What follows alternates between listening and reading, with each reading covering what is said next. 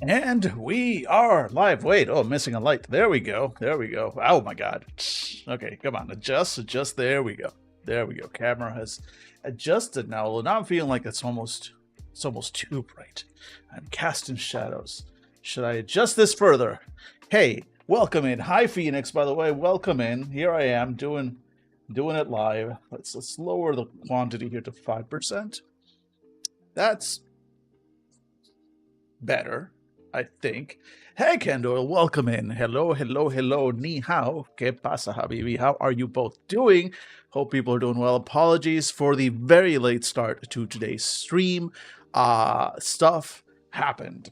I just got held up with a few things. I was working on some other stuff. I had a couple errands to run this morning, and it just did the morning and most of the day got away from me to the point where I was this close to going like maybe I should just cancel today. But then I was like, no, I finished everything. I can start. It'll just be late, but I can start. So here we go. I did not give up. I did the thing. Also, I made another mistake, which delayed the stream, which is, and glad to hear you're doing, well, not too bad. Glad to hear, I was going to say glad to hear you're doing well, but no, you're doing not too bad, which is a step below, I think, doing well. So on the scale that I'm making up as I go along. Anyway, look, I have on this computer that is over there, you can't see, I have an extra drive, a 4 terabyte drive that I had been using for a separate install for some other stuff, and then I stopped using that stuff because I didn't really need it. So it was just sitting there taking up space. In the meantime, my main drive for the computer, which is full terabyte still. I mean, look, I'm not lacking for space, right? But that main terabyte drive on the main computer was getting filled up. So I was like, hey, no worries. You know what? I'm not using the 4 terabyte drive for anything else. Let me just wipe it. Don't worry. I didn't wipe my OS or anything. But you know, I wiped it, and then I was like, hey, so I'm gonna go ahead and move a whole bunch of game installs and my Dropbox, like local synced Dropbox, down to that drive, free up a lot of space on my main C drive, etc., etc. I'd forgotten that I store all my OBS stuff on that drive. On Dropbox rather, which, for good reason. It backs it up, and that way, should my computer ever catch on fire, at least my setup should hopefully be stored safe in Dropbox. Cool, no problem, awesome, dope. But I did move it to a different drive. So when I start up OBS, all my shit was broken. And I had to. Luckily, OBS is a good thing where it'll like search a folder and just like you point at a folder and it'll grab all the relative paths again. And it mostly fixed itself with that. But there were a few things that were like, why is that not showing? What the fuck? So I had to fix stuff. So anyway, point is, went even later than expected. Apologies for that. But we made it. We're here. I guess we'll just go late today. We'll see what happens once we're getting to around 7 p.m. We might just go till late. Who knows? I keep saying that I need to move stuff till later in the night. But before we go forward, before we actually move forward, let me do something here. Because I did say I was going to do something, and then I didn't do it, which is really my modus operandi, to say that I will do things and then I don't do them because of reasons. And so the thing that I am going to do right now is we're gonna go here. I've got my browser set up already, and I'm going to post these adventures that were approved a while ago, and I haven't actually posted any actual listings. See, they're all approved, so I can just add adventures. So let's start by doing one of each. Now, my understanding is that people like scary games either earlier in the week or at the end of the week.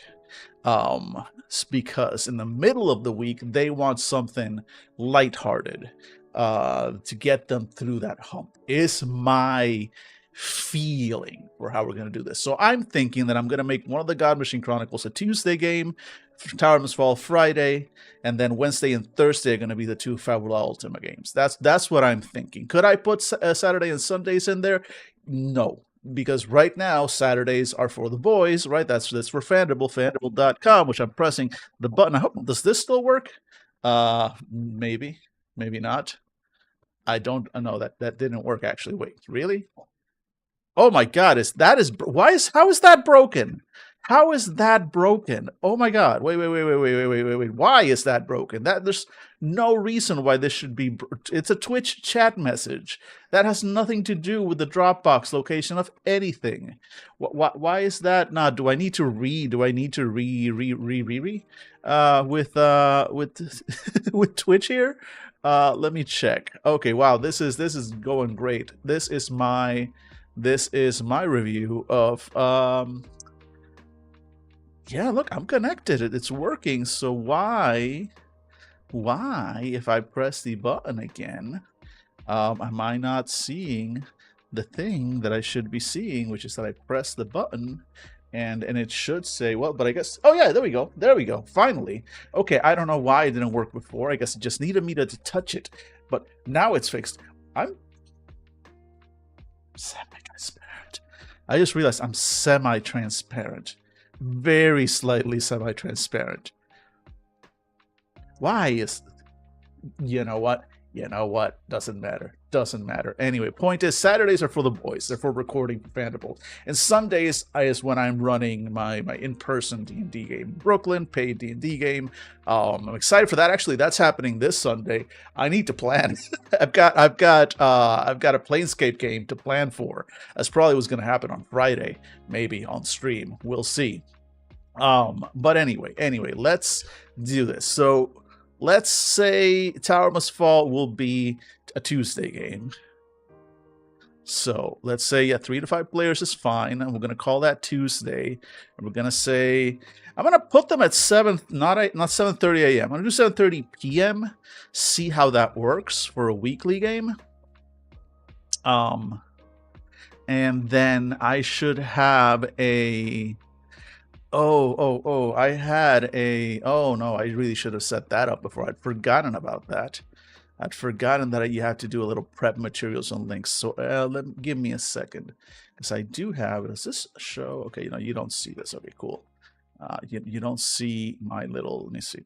Yeah, you definitely don't see my clipboard manager, which is good. Because there's stuff in there that you shouldn't be seeing. Porn, mostly. Massive amounts of porn. No, not porn at all, actually. Just private stuff. You shouldn't be seeing that stuff. Let me see. Do I have a Discord? Yeah, no, I think that's long gone from my clipboard. So I think I'm going to... I think there's work to be done first, actually. I think I need to set up my Discord bot to have channels. So you know what? Give me a second. Let's switch out. Let's switch out to Discord. Let's put it here. Actually, no, not Discord. Sorry, Maki. Maki is what I need to do. There is a service that I'm using. Maki.gg, I believe it is. Here we go. Log in on that. Hey. Oh, why? All right.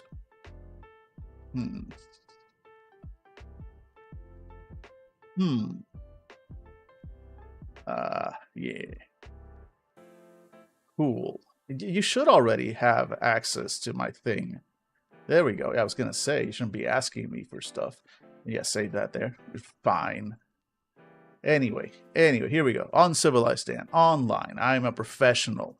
You're watching a professional at work. I hope you appreciate the fact, just to see what it's like here. When a professional works. Okay, it's commands. Here we go. And then it is no, it's dashboard. Here we go. Dashboard, civilized games. Here we go. And then we go the welcome cut reaction rolls. Here's what we need to do. So we need to modify our reaction rolls. Okay, here we go. So can we edit these? Can we not edit these? Do I have to add a whole new one? Really? All right. Well, let's that seems unfortunate. Okay, here we go. Here we go. So wait, what? Role? Okay, so I need to create roles. Okay, I'll do that on Discord first. This is again, you're watching a professional at work. How is your day going, by the way, chat? I already saw like at least one of you is doing not badly, which is solid. But okay, so here I go to my server. This part you're not gonna see because I'm not gonna share out my Discord. But I go to my server and I go to server settings and I go to roles. Okay, here we go. So we're going to change up the roles. So the tower must fall TMF, that one's good. Then SPG TSP, no, let's edit that one. And it's going to be static. What is it? Static in the wires, right? That's what I'm calling it, that adventure. Shadows in the static. Sorry, shadows in the static. So SIS. So role SPG SIS. Okay. And how do I save that? Save. Okay, cool. And then we're going to remove the Die RPG role because that game is done. I can leave it. I've got people still in there. Technically, my Die RPG players have access to that channel. If they ever want to use it, they are free to. So no, I'm not going to remove that role, but I am going to add then an SPG, and then FU for Fabula Ultima, and then the name of one is Crown of Eldoria, so COE, and that's one role there. Yeah, and then add another role, bear with me, and that one's going to be called SPG. SPG, FU for Fabula Ultima, and then that one's Clockwork Cathedrals, so CC. But there we go. Okay, we have created the roles on Discord, which means now when I go back to Maki and I go reaction roles, here we go. So I should probably, actually, I probably need to refresh this. So let's refresh the page so it reloads them. There we go, and I already changed them. So cool. So SPG, Tower Must Fall, SPG CIS, Die RPG, and then let's add FUCOE and the reaction for let's see here, which one is this again? Crown of Eldoria. It's going to be to have a crown. You can't search. There's definitely a crown emoji somewhere. So let's find it. Objects. Is it in objects? Is it a hat? Is it one of these? There's gotta be. Okay, here we go. Crown. You should see me in a crown. Right? Did I pick it? Did it work? I clicked on it. I'm clicking on it again just to be sure. All right, let's create, I guess. Oh, message link. Oh, the message. Right. I need to grab the message. There is a message for this, and that message is in the welcome channel. Nope, not in the welcome channel. Yes, in the welcome channel. Here we go. And we're going to copy that message ID. There we go. And then we can paste that here. That's not, no, that's the message ID. No, wait, I need the message link. Can I copy message link? Found it. There we go. And then we change this, right? So boop, create, right? Cool. And then we add the other one, which should be CC, and that's the same message. And then, okay, there we go. That's how this works. It's been a while. The thing is, when you don't do this every day, right? When you don't rewrite this every day. Hey, PB, welcome in. Sorry, my chat, my VO chat is kind of hidden at the moment because I'm working on this. But hey, welcome in, PB. How are you doing? Ni hao. ¿Qué pasa, habibi? Hope you're doing well. I'm trying to set up my adventures, my listings for start playing. And as you can see, it's surprisingly more involved. Should I have done this in the past several days since last Friday? Yes, 100%. I should have done this then. But it turns out that unless I'm live streaming, I'm unable to do things. Apparently, is how my brain works. This is problematic, to say the least. Here we go. gear. This little gear, I like it. Well, no, I should say that actually for the others. Let's do a clock instead. Here we go. Let's do these little. Yeah, sure. This one. That'll do. Create. All right. So in theory now, if and I guess in this part I can share a little. Let's actually switch over to Discord for a moment here and see how that treats us. So if I share it, there we go. So it's small. I've got it nice and small, but this is the thing. So I'm going to edit this message, and it's all going to be so Tuesdays at 7:30 p.m. EST. The tower must fall. And then I originally had to. So this is the thing about SPG. That's why you create a template, and then you create adventures under that template. And each adventure, each listing, so you can have. The idea is like for people who run like Curse of Strahd, they just have like 5 different Curse of Strahd games going. So this is kind of like that. So I can have like multiple Tower Must Fall games. And so right now, I'm just going to do one of each. And if they fail, then I can set up like new sessions and such. But for now, we'll have one of each. So Tuesday, 7 to 30. So it's going to be the Tower Must Fall. Then this one, yeah, we'll leave the little gun there. Why not? So let's go ahead and change this one to Friday at 7:30 p.m. EST is that one, and this one is actually called sorry, what's this? Shadows. No, god damn it, I should know the names of my own goddamn adventures, shouldn't I? I should. Shadows in the Static. Shadows. Hey, over here, up here. My eyes are up here. Shadows in the Static. Let's see. Oh, nice. Now you can have a link set up for your games. Yes, the Start Playing Games, or whatever it's called, have a centralized page where people can find all the games you say. Yes. There is a page for that, and I do have a link for it. So once I set this up, I'll show you. But yes, I do have that. Okay, Friday 7:30 p.m. Shadows in the Static. A God Machine Chronicle. Okay, and then we'll put these two in. But no, that's not. I mean, yes, but I forgot. If you hit enter, there we go. Shift enter to do. Okay, then it's. You should see me in a crown. So let's go ahead and put in the crown emoji. At least in Discord, you can search for the crown. No, not there. There, thank you. And there's going to be Wednesday, me, also at 7:30 p.m. EST. They're all going to be at 7:30 p.m. EST, and then we'll go from there. See if we get any takers. See if anybody bites. And this one is going to be the Crown of Eldoria, a Fabula Ultima High Fantasy, which I can't. I hate it when this happens. I hate it when can I click on it so I can select it? God damn it! Edit. Just so I can select the. Are you loading? It is loading.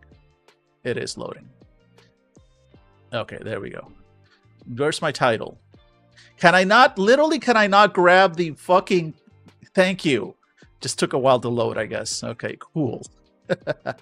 So you didn't even see any of that. That was just me. Grabbing stuff. Okay, sorry. It turns out that the site doesn't like it when you try and select the name. It tries to drag it instead. It's got to be like a CSS thing. Okay, there we go. And then the final one I selected was the little clock one. So let's go ahead and do here, and we're going to clock.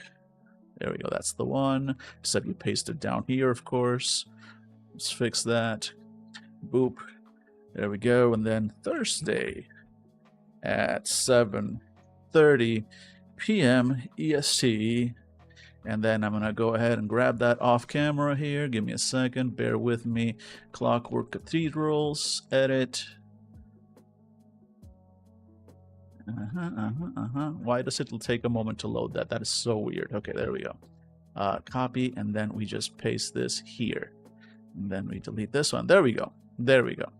And now, okay, and then I'm going to remove this one because honestly, this game is over. It was dope, by the way. If Phoenix is on chat, RIP to a real one in the sense of that game was good. And I do eventually, I do want to like offer some RPG games, honestly, at some point, but I don't have a thing ready for them, and that's not what we're doing today. This is just, if I don't do this now, it's going to be till Friday, and I need to list these already. So there we go. There we go. So I've got that local game that's already happening. In fact, I should edit that as well because that one has actually been going to Sundays. There we go, just Sundays. I think that the time is still, we're still figuring out a few details on that one, but there we go. There we go. But yeah, I clipped yesterday just like you asked. You know, keep me honest. Keep me honest.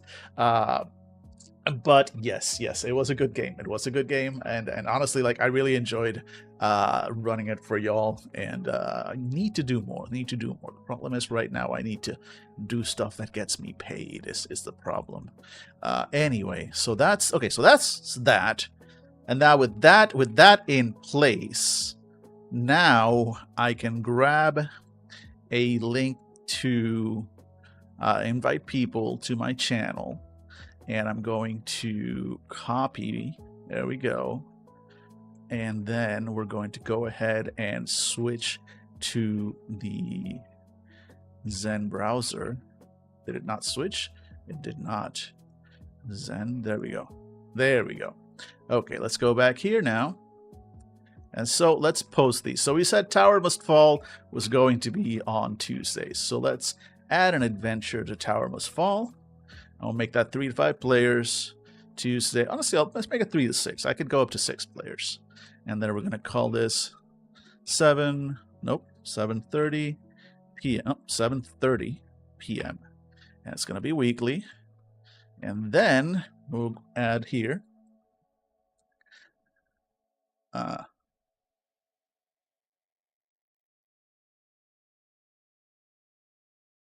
Please join my Discord server with the link below and follow the instructions in the welcome chat.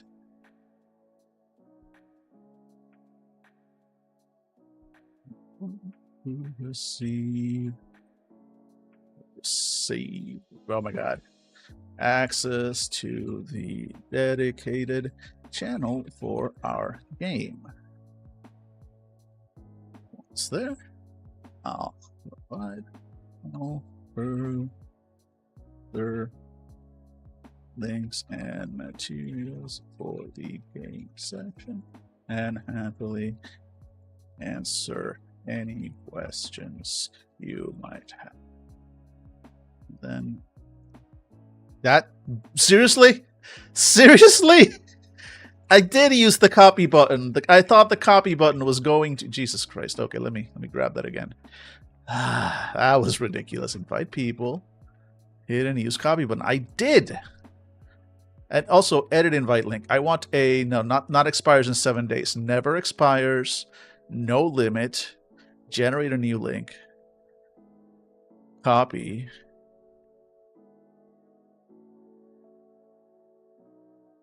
Paste. That's ridiculous. If I have to use Discord, what the fuck? Okay, so I'm gonna, since nobody's looking at Discord right now, I'm going to disable streamer mode, which I'm guessing is the thing, right? That is just not letting me. Streamer mode hides a bunch of stuff for good reason, but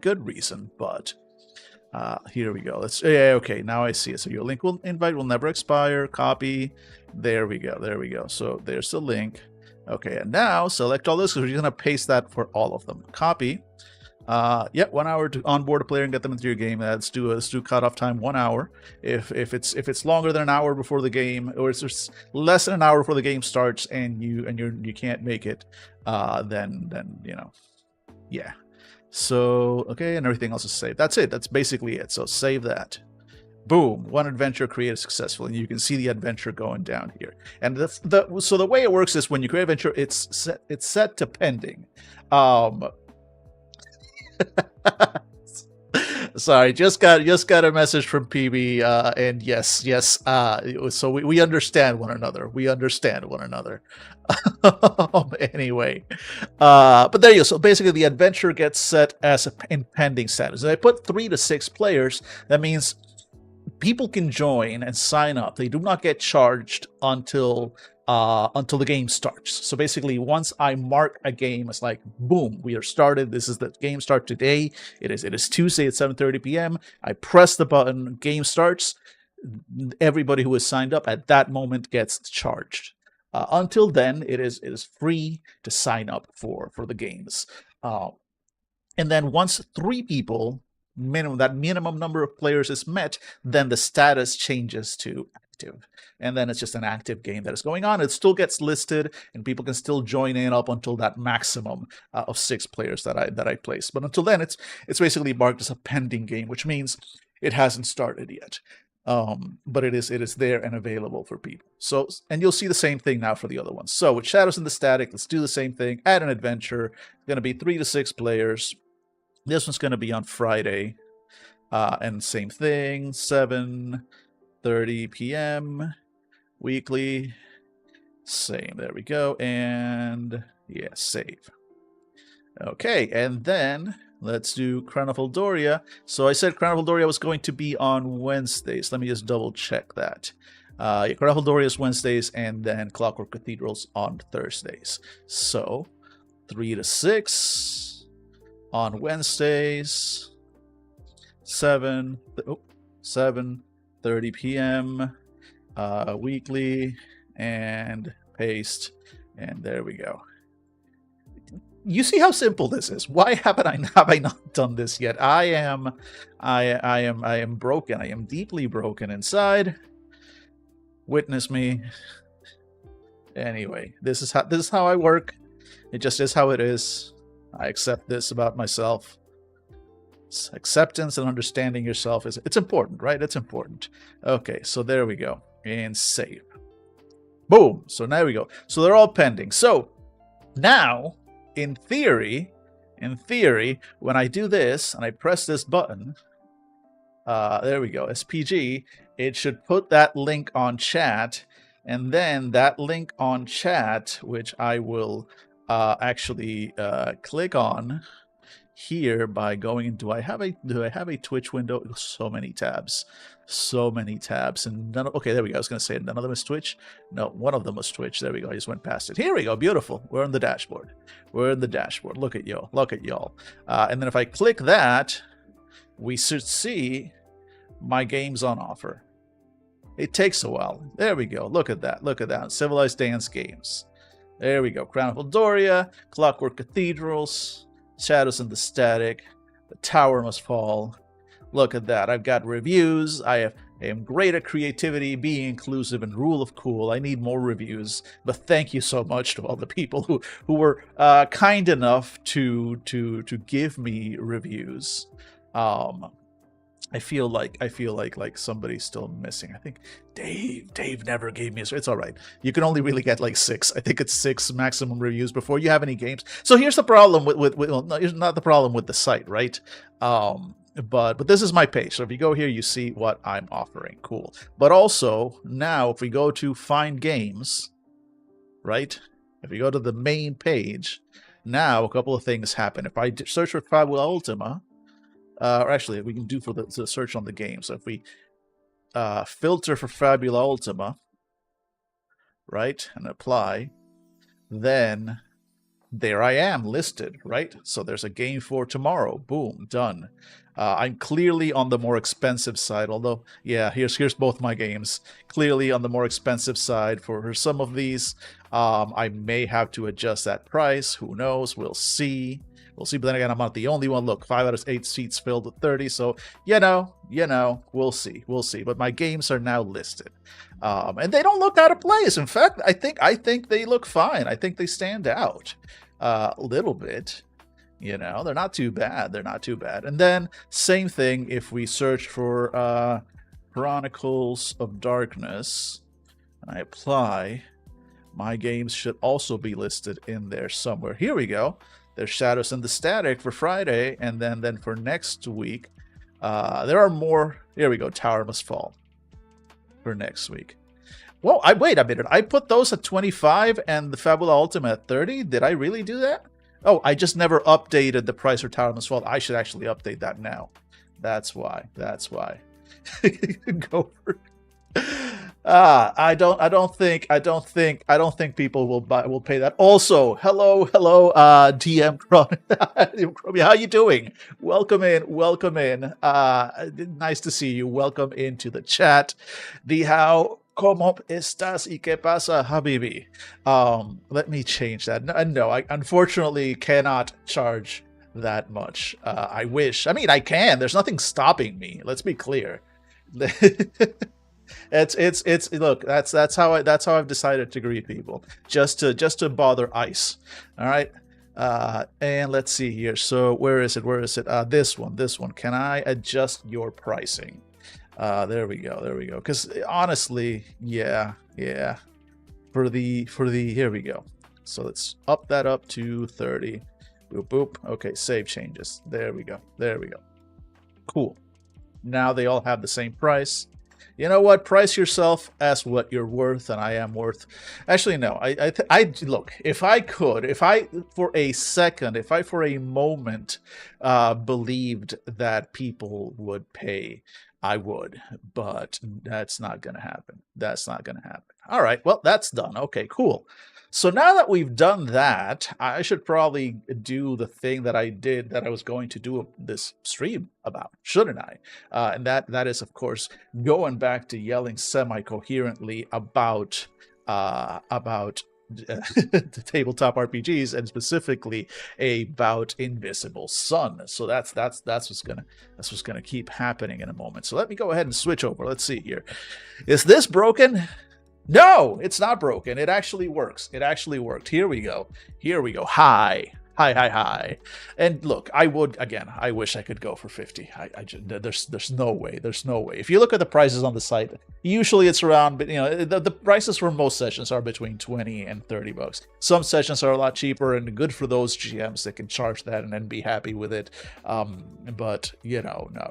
That said, what I'm offering, honestly, I should probably up the prices, because the Sunday game, would I charge more? So I was about to say that my Sunday game in person right now, I'm also charging 25 bucks a person, but that is kind of a friend's rate for the group that I am running for.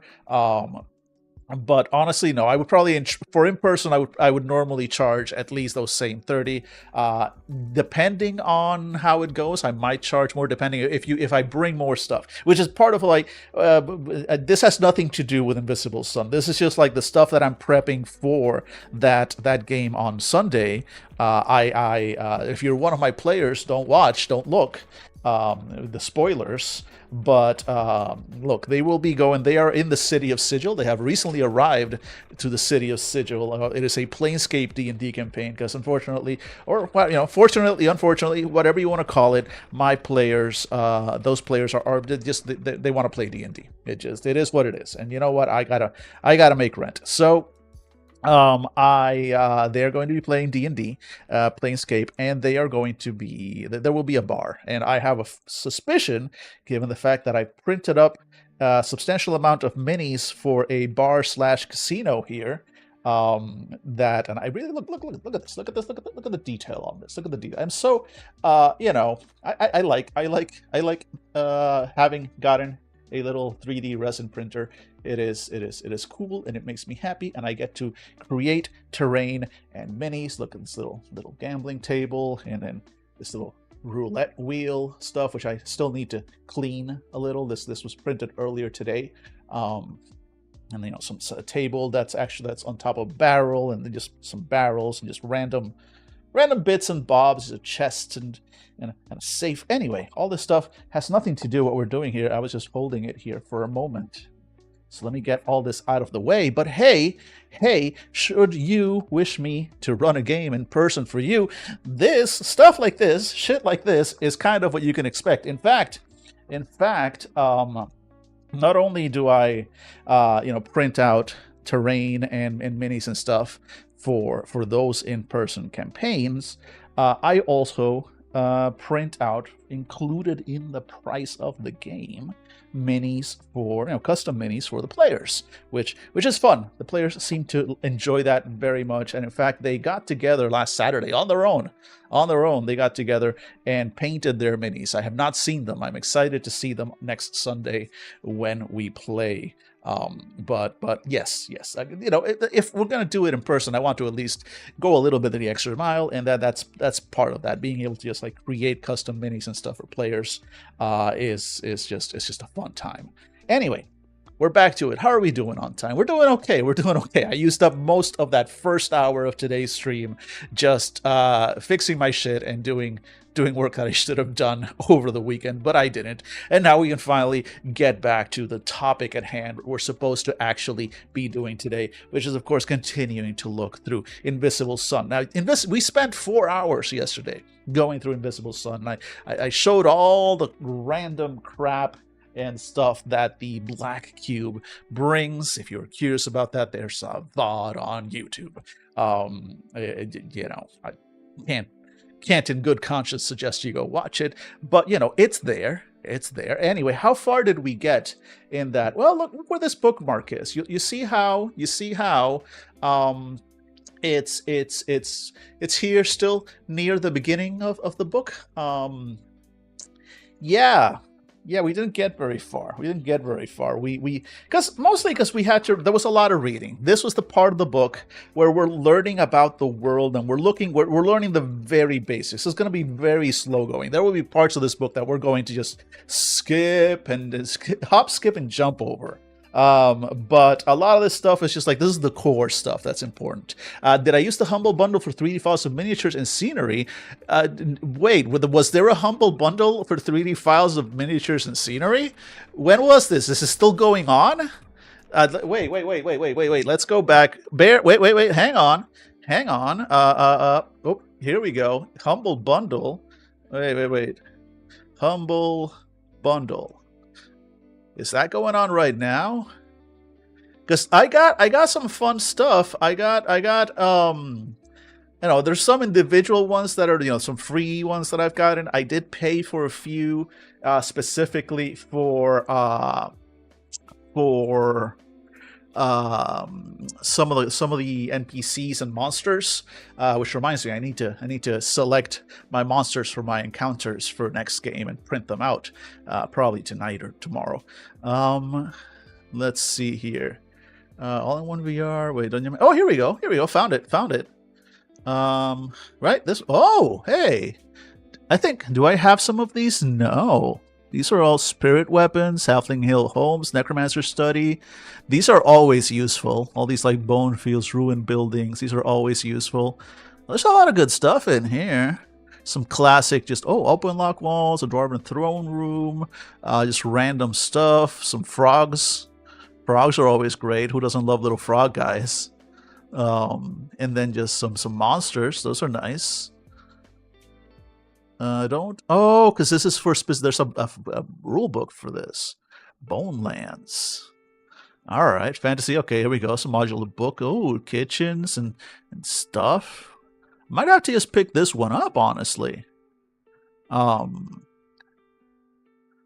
Yeah, there's useful stuff here that I don't have. Hedges and fences. Look at that. I need some hedges and fences.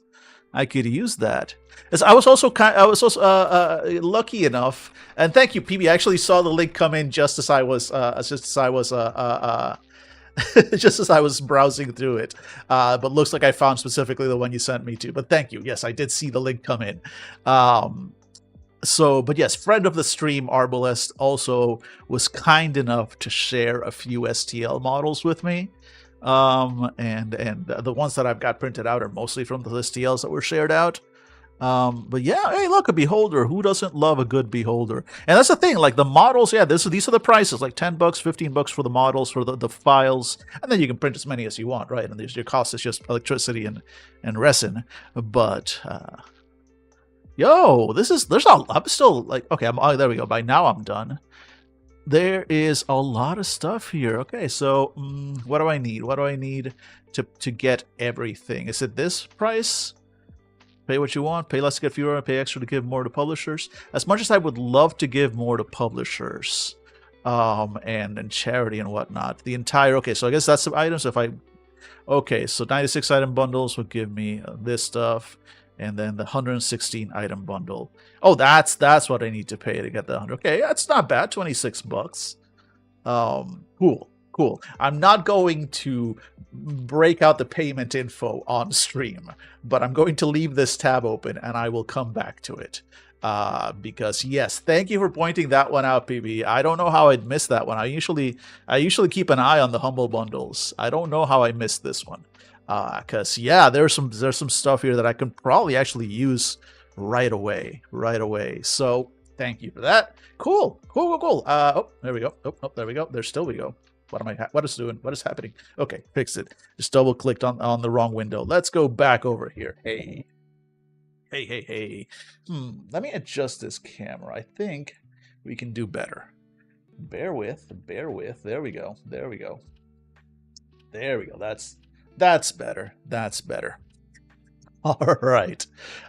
Here we go. All right, so DM. Oh, it's DM Chromie. I thought it was DM Chronic. Sorry. When I was looking at the screen on my other screen, the chat was like super small. So that's why I was kind of squinting. I'm like, DM Chromie. I need to fix it when I'm on that screen to have over here, chat is very visible. So DM Chromie. Thank you so much and welcome in, friend. Welcome in. All right, there we go. Let's go. So we made it this far, right? Let's kind of recap real quick, and then we'll probably have to go to ads by the time I'm done with the recap because I am a goddamn professional. But we learned about the world a little. We learned the way of magic. We learned what this world is about, the actuality, that you're playing wizards, basically, called Bisley. That basically you used to exist in our world, in what this game calls the Shadow, and you were exiled yourself to the Shadow because there was a war, capital W war, that was so terrible in the actuality, in the real world of Saturn and the Invisble Sun, and where magic is actually real. This war was so terrible that we fled from it and hid in shadows. The war is now over, and it was so terrible that you literally cannot talk about it. And when we come back, we don't even know what the war was about. We just know that it was fought with weapons of such terror and horror that they are still out there. There are these things called hate cysts that exist within the city of Saturn, and they are to this day still just destroying the place. But anyway, the war is over. If you want it, and we do want it, right? It's over. It's done. So now we are slowly starting to return back to actuality, to the world of Saturn, to the city of Saturn under the Indigo Sun. And because turns out the world is divided into a set of suns, 8 different suns, I believe, and 9 different suns. Look, it's this path of suns that we've got underneath the book here. And the different suns reflect different aspects of reality. And Indigo is sort of the real one, real. And Shadow is the gray sun. It's literally just the shadow that is cast. It is the shadow of Indigo cast by the light of the invisible sun. Does that make any sense to you? Of course it doesn't. This game is absolutely nonsensical, and that's kind of the point. Are you telling me that the suns aren't actually invisible? No, but also yes, because that is how this game be. All the suns have a light. So there's the indigo sun, the red sun, the green sun, the pale sun, the silver sun, gold sun, indigo sun, blue sun, red sun, pale sun. Is there a yellow sun? No, because under the light of the yellow sun, Superman gains too much strength, so we don't need a yellow sun. There is the... there's another sun.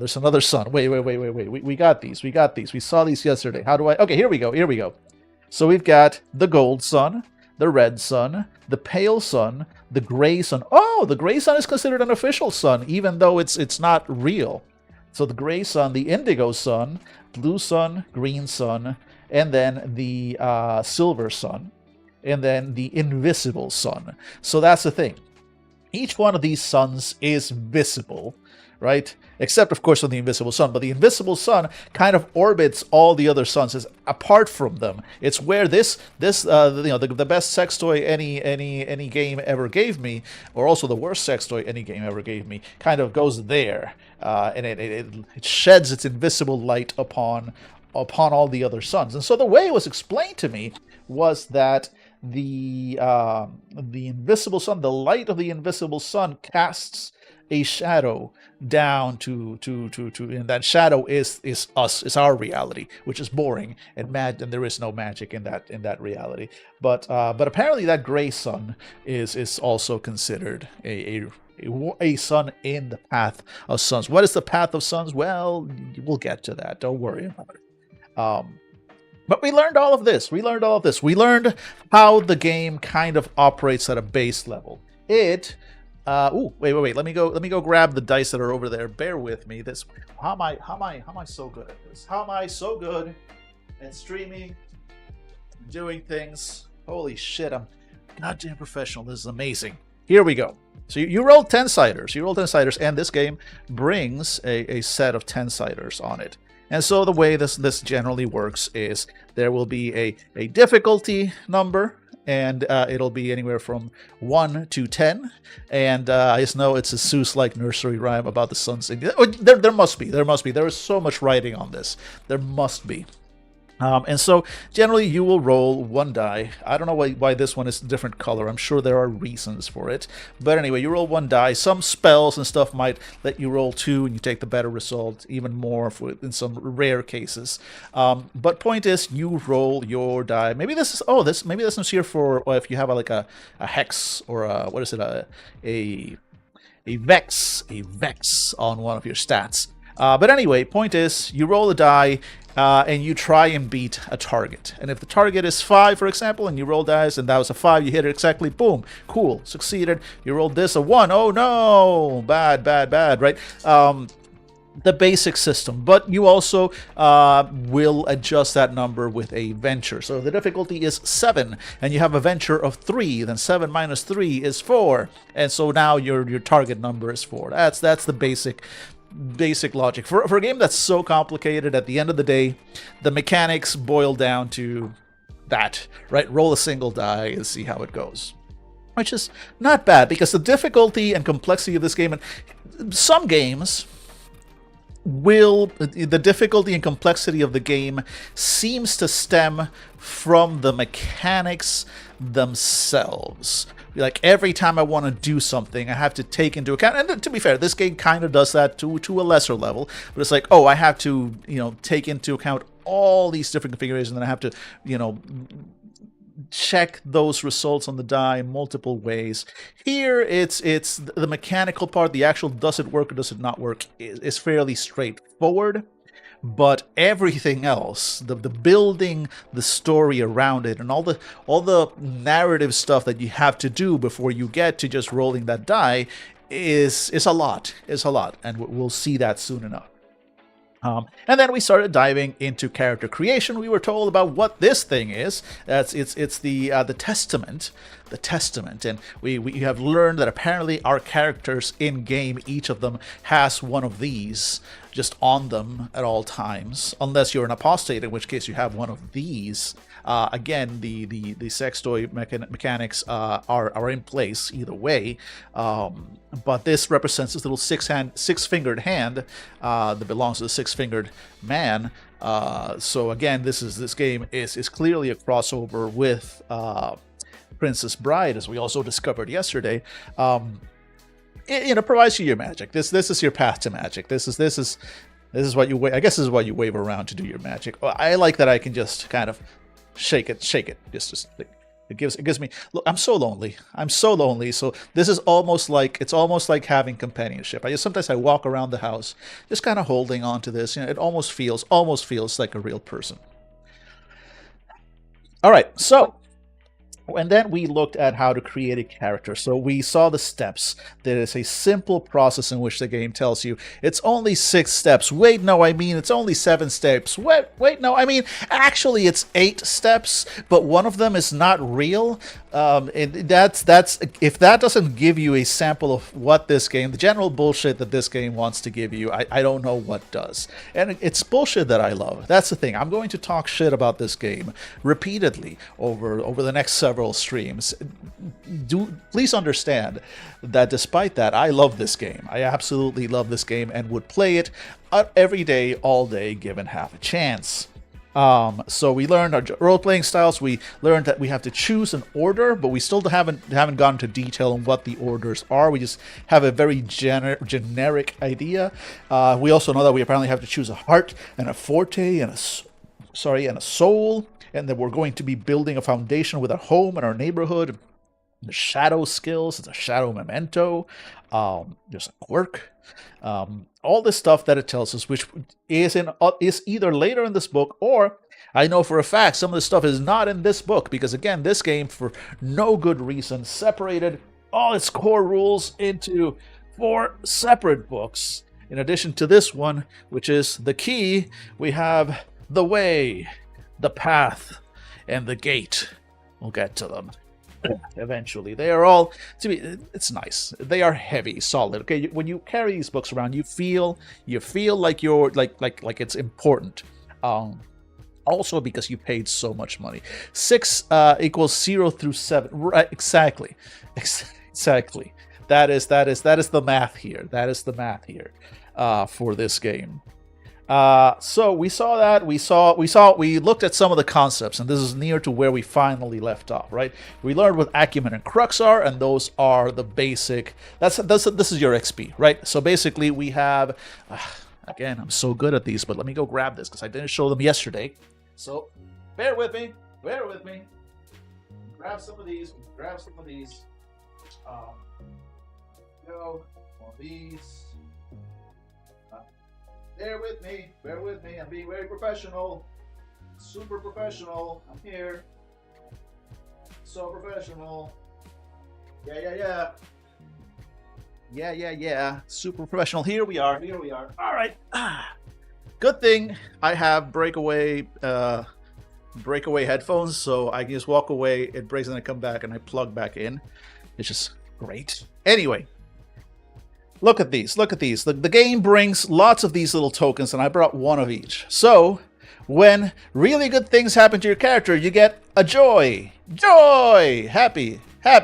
Joy. Look, let's just bring it up to the camera there so you can kind of see what's going on there. So, we got a joy. If you're a good boy or girl, and you get good stuff happens to you, you get a joy. When terrible, discouraging, soul-crushing things happen, you get a despair. And that's those nasty little buggers here.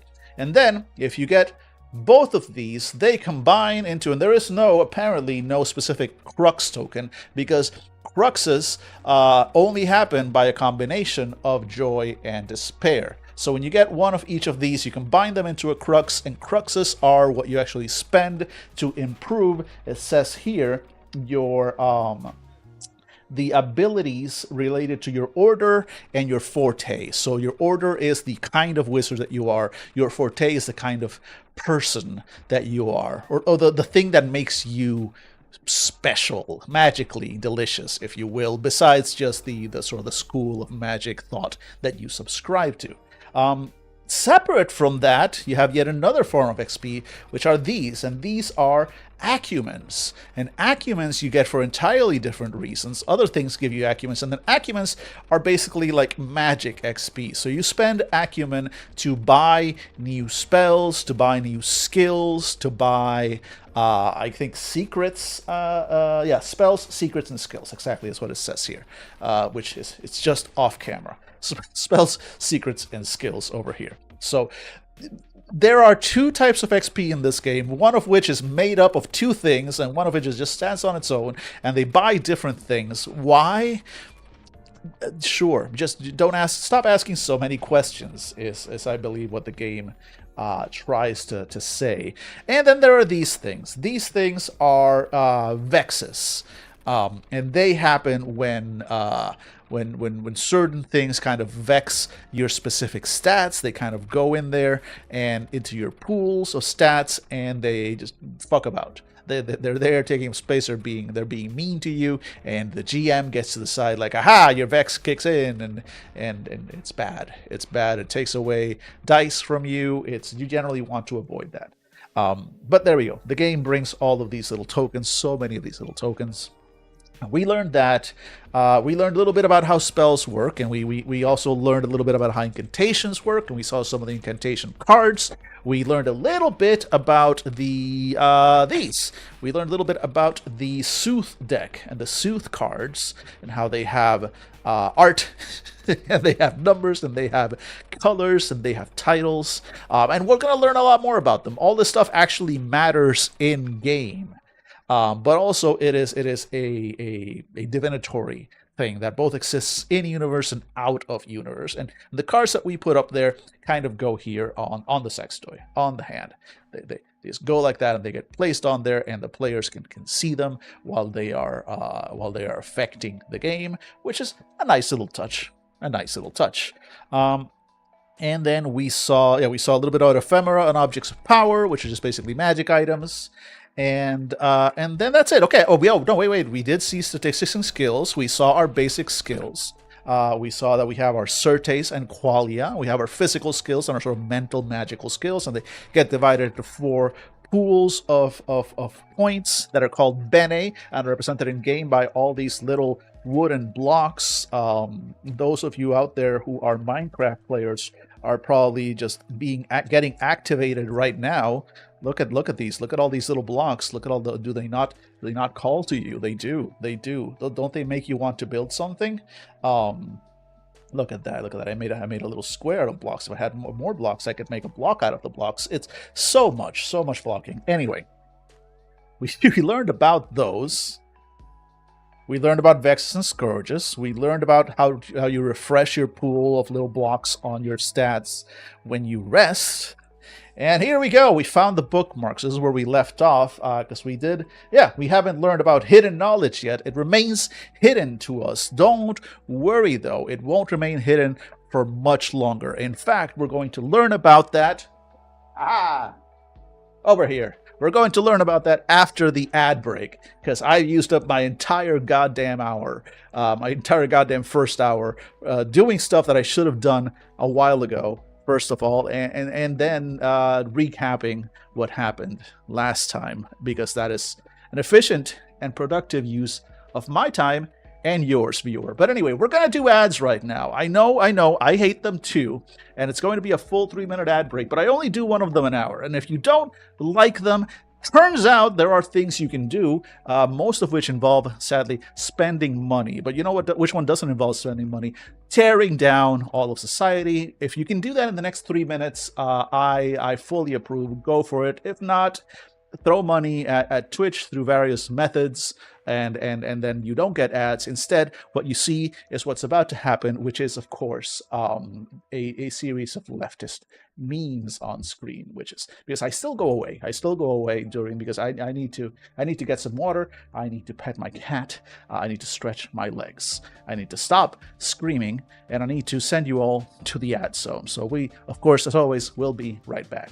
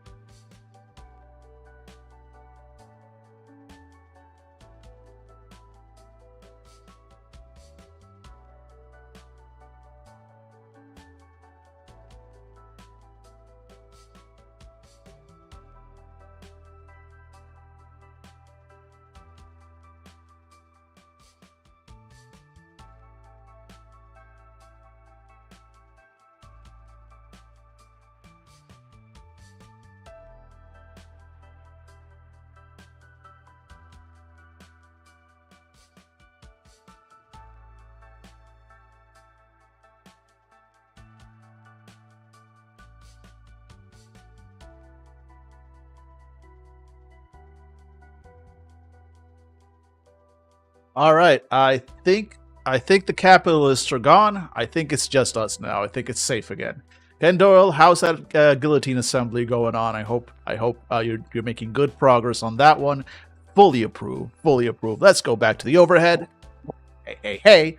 All right. So, what is hidden knowledge? Because hidden knowledge is a special stat.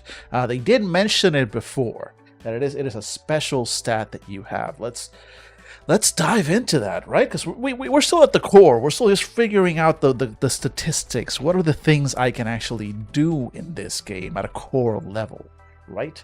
So hidden knowledge being a stat, let's see. Hidden knowledge, the book says, is a special statistic. Hidden knowledge abstractly represents the mystical lore, the legends, the rumors and gossip, and the carefully researched secrets that the Visle knows. This stat is used to supplement any action the player and DM, or rather GM, deem reasonable. You spend points from your hidden knowledge score to show that you have lore that will help you in a given situation. Hidden knowledge might be gossip, it might be arcane lore, or it might be something that came to you in a dream. Hidden knowledge represents any kind of knowledge except for common knowledge. Spending 1 point from your hidden knowledge grants you a bene on any action that you can justify being assisted by a sudden small bit of obscure lore, which is to say virtually any action. To aid a climb action to scale a rocky stone incline, you might recall a secret you once read about the very type of stone you need to clamber over. To effect an attack action, you might blurt out a bit of embarrassing gossip you heard about your opponent to distract them. To improve your chances of sneaking past a group of demonic guards, you might recall a little-known fact about demon senses and the exact lighting conditions that they currently stand in, and so on. You can only use one bene from hidden knowledge at a time, but it can be combined with a bene from the stat pool that you would normally associate with the action. Starting hidden knowledge comes from your foundation. We'll see what that is later on. Then using hidden knowledge. Often, using hidden knowledge requires a bit of narrative creation on the player's part. In other words, you need to explain what hidden knowledge you're drawing upon when you use it. You don't necessarily need to elaborate on the specifics but leaving them to the imagination lends power to the narrative. But you do want to consider the generalities. If you're trying to convince the leader of the Handasa to help you, and you can justify using a bit of hidden knowledge to recall something to blackmail her with, that might help, although the risks are obvious. But you don't have to specify what that blackmail material might be. As another example, you might attempt to convince the GM that you once read a bit of trivia on the best way to pick locks, so your hidden knowledge can help you in that challenge once, but you don't have to go into the specifics of lock construction to do so. You can use hidden knowledge in any of these cases. Anytime a connection would normally come into play, in virtually any kind of interaction action, when casting a spell or using a magical ability, when attempting a mundane action, or any other time that you can justify how using a secret might help you. This little note here says, because hidden knowledge is not gained or it's not used or gained nearly as often as the other stats, you don't use counters in a pool to track it, just note your total on the sheet in your character tome. Which seems like a little bit of a break in how the game normally is. It's so precious about having bits and bobs and counters and everything for everything else. And this one special stat that's hidden knowledge, which if anything, I think would benefit most from having some kind of weird little token. They could be tiny scrolls or just like these, just like the little oh my god. That one's on the floor now. Ouch, got it. These little cardboard board game style little tokens that we... Did I drop another one? Where'd the other one go? Oh my god, I'm losing tokens left and right. I lost my joy token. That's telling. That's something. Holy... Wait. No, seriously, where did that joy... Oh, there it is. Found it!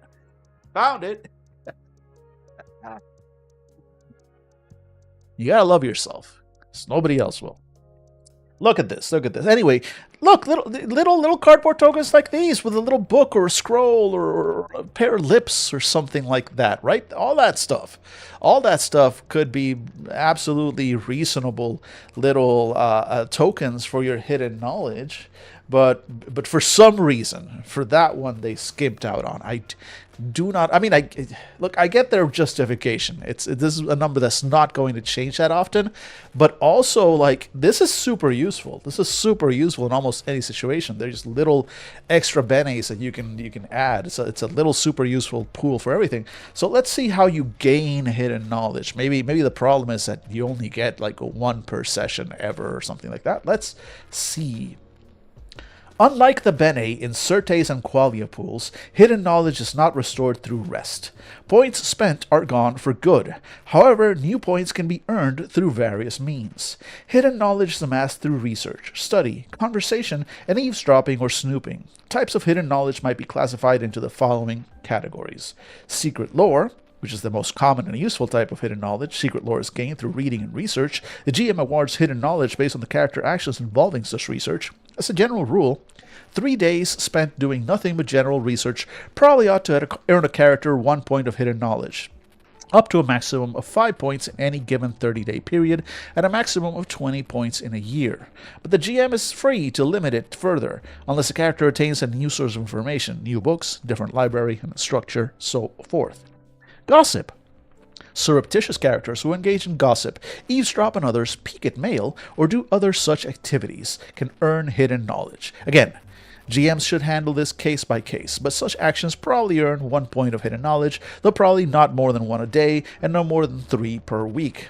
As with research, new sources of information are assumed. Relying on the same busybody in the neighborhood to get all your gossip is not a good idea.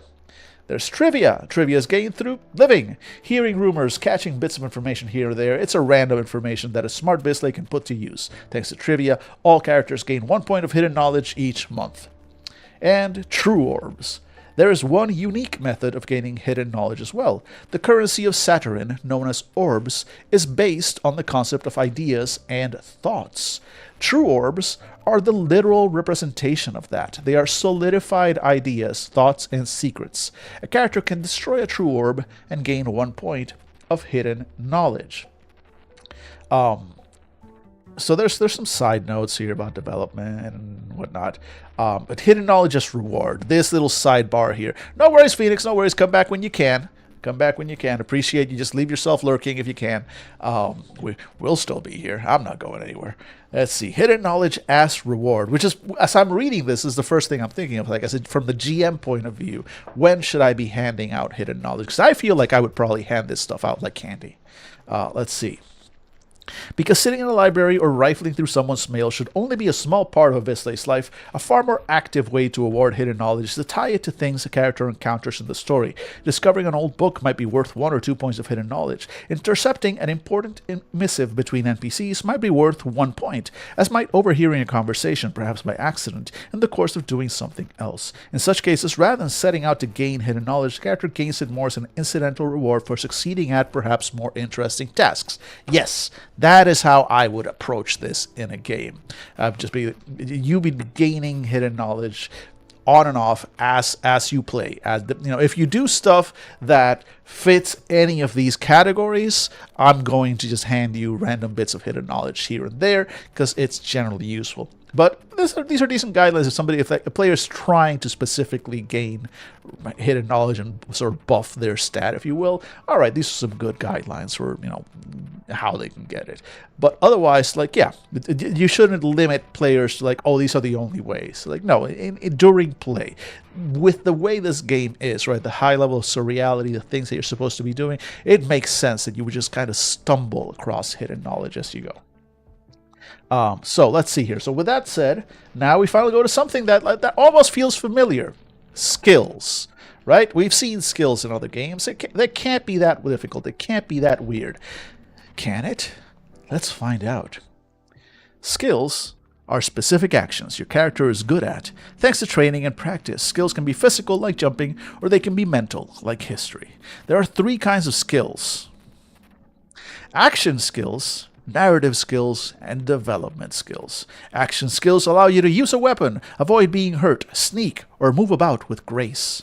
Action skills are those related to actions with a potentially high price for failure. Jumping is an action skill because if you fail, you fall and maybe get hurt. Narrative skills involve longer-term actions like traveling, interacting with people, conducting research, and so on. Development skills are those that won't often strongly affect success or failure in tense situations, but are important to who a character is, like baking, calligraphy, or building model ships. So we've seen separations like this in a lot of games, right? You'll have your sort of like combat and action skills, you have your research and knowledge skills, and you'll have sort of your flavor skills, like, you know, underwater basket weaving is the classic choice there. So this is not that different from a lot of other games. But it actually gives you a little guidance here in the sidebar, which says, as detailed in the gameplay chapter of The Gate. The Gate is one of the 4 books of this game, and it is sort of the GM book. There are 3 modes of play: action, narrative, and development, mirroring the 3 types of skills. While you might be called upon to use an action skill during narrative mode or a narrative skill in development mode, the parallels are intentional. Action is for round-by-round, time-sensitive, usually dangerous tasks. Narrative is for longer group scenes that are less time-sensitive but still vital. Development is for focusing on an individual character, their needs, their goals, and their background. So using skills. Skills have levels, but only ever rise to 4. You can think of a level 1 as being familiar with an action, level 2 as being practiced, level 3 as being trained, and level 4 as being specialized. But these terms exist only to give you a basic understanding. Each level adds +1 to your venture when attempting that action. So a level 3 climbing skill grants +3 when you attempt to climb. Pretty straightforward, pretty simple, nothing crazy there. Skills will combine with anything else that adds to your venture, like the effects of a spell or the use of Bene from your stats. Again, pretty classic, pretty simple. Very rarely, you might attempt an action in which 2 skills apply. For example, if a character is skilled in both jumping and music and has to jump around on the keys of a gigantic piano to play a particular tune, both skills might apply. If it makes sense to the situation, you can use the benefits of both. I like that. I kind of like that approach. Very rare, of course, but I dig it. I dig it. Let's see. Action skills. Oh, look at that. Look at that. So we actually know what this is. It's a Visle warning. It's a sign. So we actually have this thing, in theory. Let's see if I can get it without knocking all my stuff over like I did yesterday. I know. I'm talking away from the mic. Bear with. Trying to see. Here we go. Got it. This thing. So apparently it's a warning sign. Visle warning sign? Yeah, Visle warning sign. Oh, I think this is wow, yeah, I think this is supposed to represent the hate cysts. So yeah, so you would see a sign like these in the streets of Saturn to warn you that you're in a dangerous area. Cool. The game brings one of these. I thought it was like a game board or something, but no, apparently it's just the Visle warning sign. You kind of see it there in the book. Hey. All right, so let's see. Your action skills are weapon skills, defense skills, and other action skills. I'm going to kind of skip over a little bit here. I'm not going to just read out list of skills. Then you got your narrative skills, used in action mode, only rarely, used in primary narrative mode, so stuff like animal training, deception, disguise, driving, first aid, writing, etc., etc. And then development skills. Development skills are those that are important to a character's identity, but only rarely used in the game mechanics. Stuff like cooking, cartography, game design. Ow. Medicine, metallurgy, performance, stuff like that. Cool. Learning new skills. Actually, have we been told? No, we haven't been told what we start with. I'm assuming that is determined, I think, by our either foundation or our forte, or maybe our order. I don't know. I think one of those things determines what our skills are, or at least which ones we start with. We'll see that soon enough. And then you can learn new skills by spending acumen. Action skills cost 3 acumen per level. Narrative skills cost 2 acumen per level. By the way, acumen, if you forgot, are these ones. The ones that don't require a combination. These are the sort of the magic XP, but apparently also the skill XP. So you need 3 of these for an action skill, 2 of these for a narrative skill, or 1 of these for a acumen skill per level. Pretty straightforward. Nothing too crazy. And now it's time. Finally, let's learn about the details of these steps. So the first one we have is, order, and we have our little hand. Unfortunately, we do not have separate models for each position of the hand. You'll notice that Tor is the thumb, and then as we kind of go into the other sections here, which I think this one's going to be pretty much further away. Oof, yeah. We're going to be skipping a lot of this stuff, actually, because here is also where some of the powers and spell lists are. But let me see here. So there we go. Heart. Now it's the 2 fingers and so forth and so on. It's the hand kind of showing the finger. There we go. Forte, the 3 fingers, etc., etc.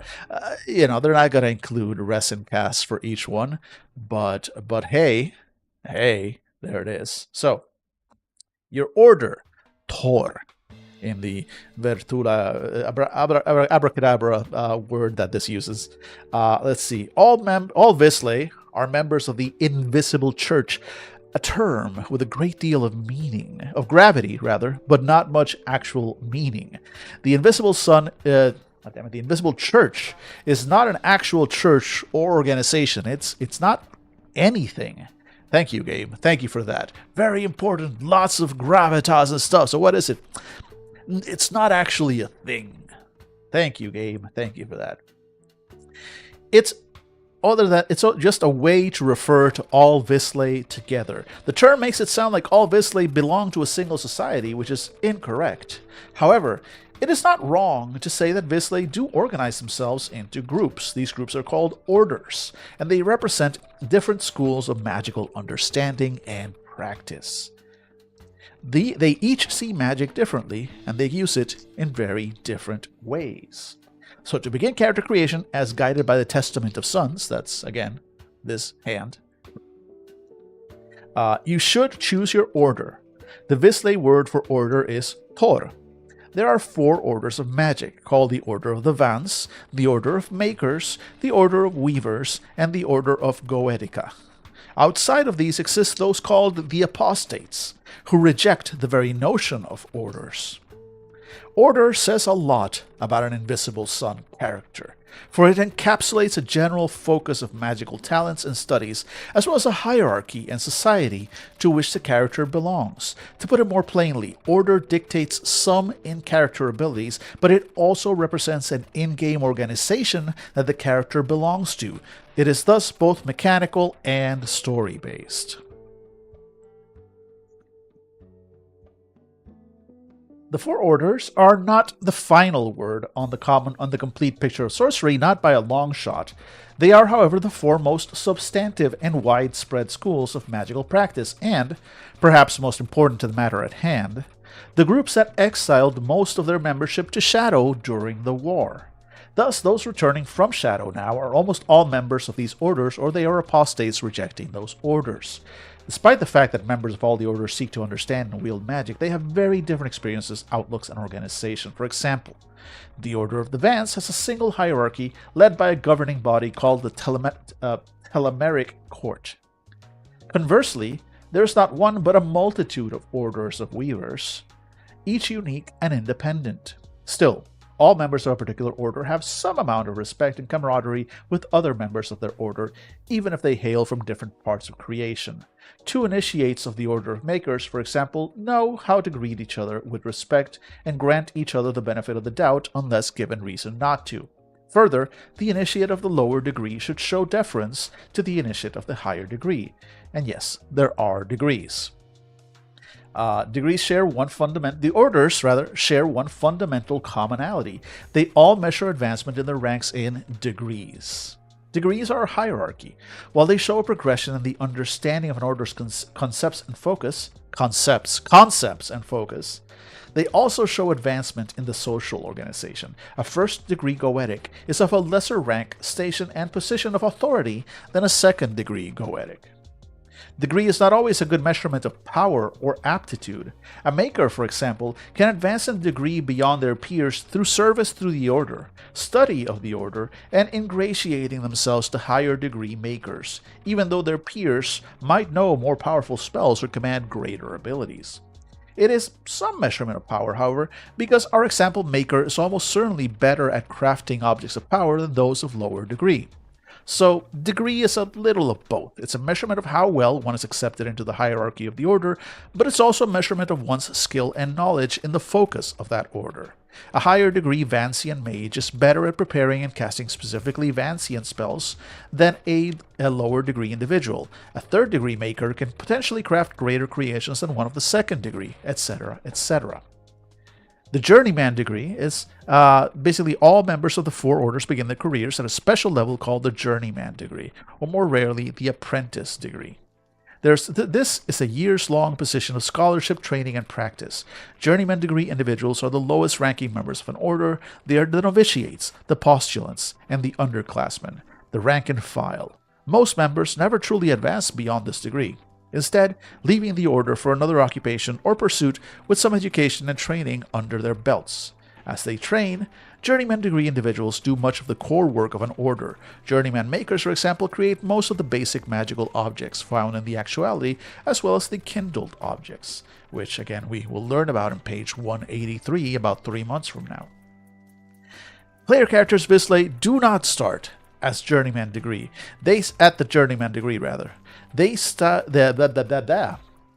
stage is part of their past. They have advanced to first degree. So basically, Journeyman is kind of like a level 0 character. You start at level 1. You start at the first degree. And then you can advance to a new degree through various... I'm going to skip that one because you can just... Each order has its own way of advancing through the degrees. And then we have the orders. We're going to kind of skip this little description here because as we see them here, we'll understand what it's talking to us about in each one of these. So the first order is the Order of the Vance. And they are kind of written in first person for no good reason. So let's go ahead and read them that way. Vance. We Vances are simply exemplary casters of spells. Vances know that spells are living things in their own right. They vibrate, squirm, and seethe. To learn a spell is to master it, like one masters a dangerous beast, or, perhaps, like one makes an interesting friend. To study a spell is to ask it to inhabit you like a spirit. Only a fool would put something dangerous into themselves, right? To cast a spell is to expel it from your mind and soul unless you use your personal power to grasp onto it so you can cast it again.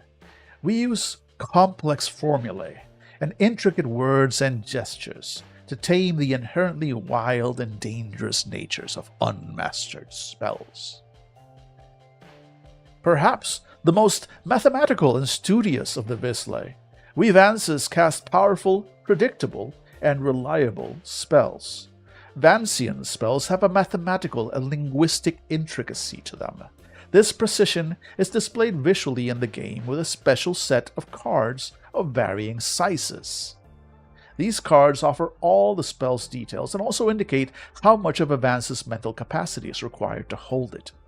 All the various spells fit together in a diagram like pieces of a puzzle, arranged as the Vance sees fit. Swapping out one spell for another is easy if they're the same quote-unquote size, but if they are different, some monkeying with the arrangement might be in order. Of course, we can, over time, increase our capacity and hold more or larger spells in their arrangement. A spell held in a Vance's mind/soul can be cast with no cost to the Vance, or they can expend energy to retain the spell in their repertoire to keep casting it. The Vancian order is very traditional, with a strict hierarchy. At the top of this hierarchy is the Telemeric Court, a council of 9 Vances of the 6th degree. The Telemeric Court meets infrequently as needed, but always at a yearly gathering of the order called the Conclave of Eob, held in Saturn, with each year a different member of the court serving as the supreme magus of the order. Members can become more and more influential in the order if they gain support and trust of their fellow Vances and master some or all of the key disciplines. Sometimes, people refer to us as book mages. Others might use the term wizard, although in Saturn that's a word long out of fashion. We are consummate spellcasters, spellsmiths, and spell masters. In a way that only we can truly understand, our spells vibrate, squirm, and seethe. They have their own sort of life to them, their own independent intelligence. Vancian spells want to be cast. Paradoxically, they are difficult to master and draw in, as if their own eagerness works against them. Once within the mind of the mage, however, they are simple to release. Sometimes we try to explain what it's like to have spells within us all but begging to be cast continuously, but most of the time, we just keep it all to ourselves. No one else will truly understand anyway. Philosophy and outlook. Magic is a living thing. Spells are tools, yes, but they're more than that. They're manifestations of the intelligence inherent within magic itself. When we craft a spell, we are shaping an independent magical intelligence from the overmind. And when we absorb a spell and ready it for casting, we are communing with a sapience beyond our own, forming a symbiotic relationship. It is a mutually beneficial agreement, based on harmony and understanding. Some look at it as being more of a master and servant relationship, but they are the exception. They look at creating new spells as hunting and capturing spells. In other words, the spells already exist. They just need to be found and subdued. Hey, welcome back, Phoenix. Welcome back. Let's see. Relationships. We typically find goetics to be kindred spirits, with Vancian spells being not entirely unlike demons themselves. Weavers, on the other hand, are a bit difficult to understand. They look at magic in a very different way than we do. Very open-ended and undisciplined. They tell us that we're too rigid and formulaic. Makers offer fine companions, but sometimes seem a little focused. And then tells us our path to joy and our path to despair. So these are things that will earn you joys and despairs as a Vance. So you might earn joy from stuff like learning a spell of a level higher than any we've learned, attending the Conclave of Yov for the first time, creating a new Vancian spell and naming it after yourself, learning a spell from a Vancian who created it, assuming they are higher ranking than you, or spending 1 month instructing lower ranking Vancians. The path to despair might be stuff like receiving chastisement from higher ranking Vancians, a spell that produces a different effect than expected. This does not mean failure, just a completely different effect from this than the one described, or complete separation from the Order and any of its members for more than 3 months. So this is really interesting. I'm going to actually show you a little bit here. Let me see. Let's see if we have any of the Vance character sheet stuff that we can kind of show off here. Let's see. So many books. And props. And okay, here we go. Player's guide. A player's props, actually. Player's envelope. So many books.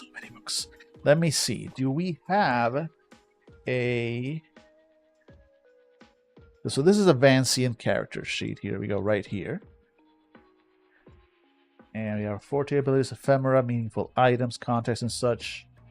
Neighbors and neighborhood. So no, it's not here. It's not here. Oh, I just realized these little, they fold into themselves. They have a little fold here. So you can actually kind of like close your character sheet, like tuck it in like this. And your character sheet is closed and sealed. That's cute. I do kind of dig that. But anyway, here we go. Let's see. Let me keep looking. Do we have any sort of... This is for makers. This is for apostates. We've got a goetic handout. We've got Maker's Matrix. Here we go. Vancian spellcasting. We have our little matrix here for the mind of the magus, and all that stuff. So let me get this one out. Aha, there we go. And then, in addition to that, I'm going to step away from the mic just for a second because I'm going to go grab some Vance spells. We're going to play with that. Bear with.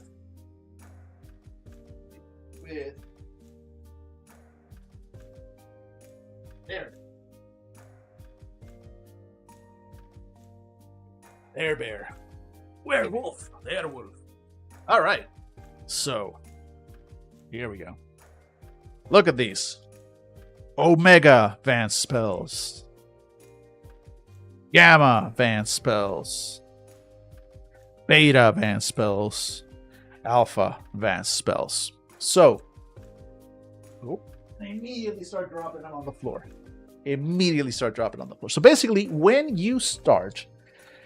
you are a baby Vance, you really only have access to Mind of the Postulant. So basically, first degree Vance is, here we go, is a postulant. And so you have one level of connection to the Order of the Vance, blah, blah, blah, a lot of details. It details how many ephemera, how many magic items. This is very similar to Numenera, where there's a limit to how many Numenera items you can have. So it's kind of like that. And as you grow in power, you're able to carry more ephemera at once. You gain a few minor benefits here. So your skills, you can have one level of skill with anything having to do with understanding or identifying formalized and codified magical practices like spells, rituals, invocation, and so forth. You have the ability that is efficient use of power, which means you start with an additional bene in your sorcery pool as a permanent bonus. Very nice. And then Vancian spells. So you have a grimoire with Vancian spells of no cost to you, but the spells must be selected from those you can fit into your mind. So alpha or beta class as at the first degree. So the first degree, Mind of the Postulant, is just this little square in the middle.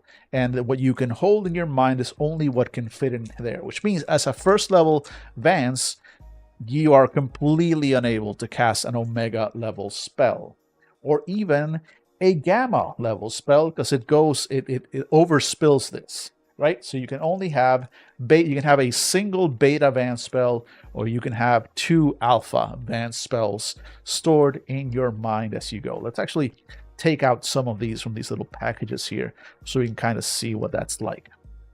So we've got a whole bunch of little spells, and let's see here. So we got some blank ones, and this is important because later on you'll see that you can kind of compress spells to get more use out of them. But as a starting Vance, you might get 2 of these. So let's do this one, and let's do just another random one here. Just pull 2 cards. Boom. So these are two Vance spells that we have at level 1. And you see how it fills up the entirety of this little square. So you're basically playing a little bit of Tetris.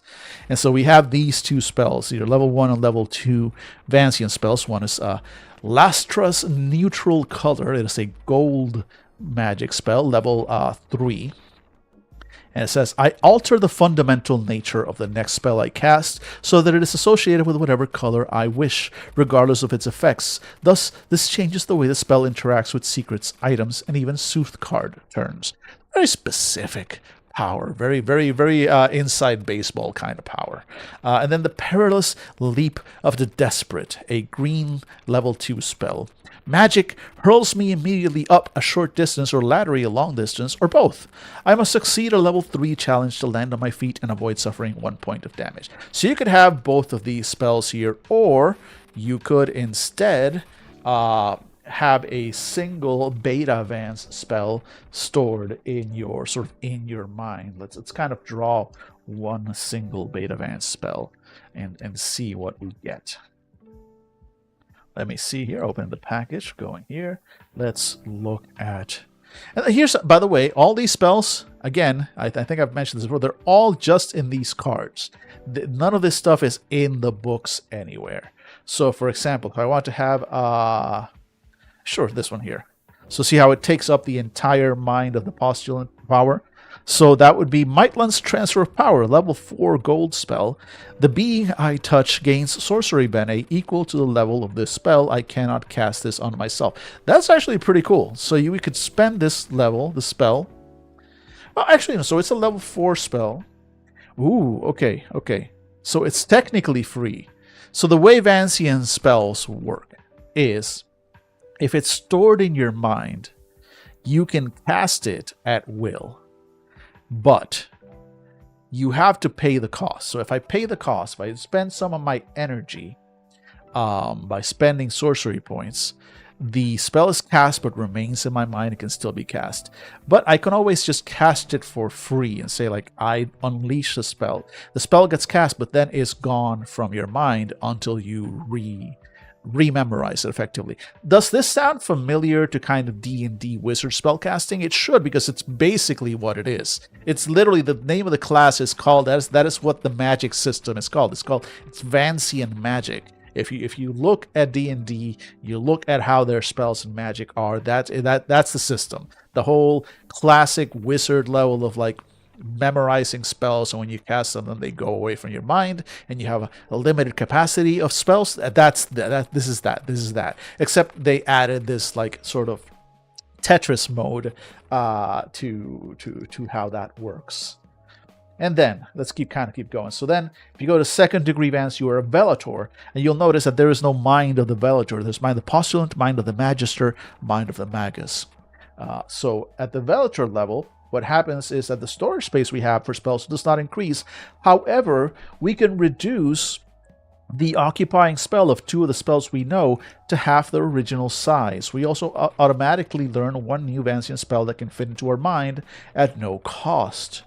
So, first of all, you learn new spells as you kind of level up as a Vance, but also that means that we can take any of these beta Vance spells that we might already know, like that Subchin's 1000th word spell, and we can simply copy it into one of these smaller half-size cards. So now this would be basically here. This would just be this one spell here.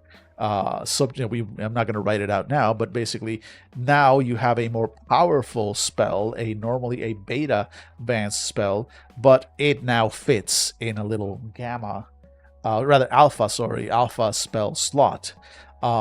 And likewise, even though it says any spell, I don't think you can actually take the alpha spells and reduce them further. I think that's as small as it gets. But still, it's nice. It means that if you have multiple beta Vance spells, now you will be able to take, I think it's 2 of them? Yeah, up to 2 of the spells. So basically up to 2 of your beta Vance spells can be effectively made more efficient. I do kind of like that. But still, you are limited by the size of what you can fit in this little square. And then, at the 3rd degree is when we get the Magister. The Magister lets us expand mind of. So now it's this. Now we've got this spell, and we could have an additional 2 alpha level spells next to it, or we could have a full 4 alpha level spells, or maybe these 2 over here that are currently blank are actually used to be beta levels, and we shrunk them, we compressed them effectively, so now we're carrying around these 4 spells in our thing. So again, it is a bit of a Tetris. You're figuring out, well, I made these spells more efficient, or I have this one that I just gained and it's not that efficient yet, so it's going to take up more space in my mind, but now I have it, and I can still have a couple of alpha size spells. I think you get the idea of how this is going to go for the other levels, because it doesn't really change that much from then forward. We're just going to kind of keep doing it anyway, because I want to see some examples of the higher level spells. So then, at the 4th degree, you are a Cantral. Cantral. Again, no mind of the Cantral, which...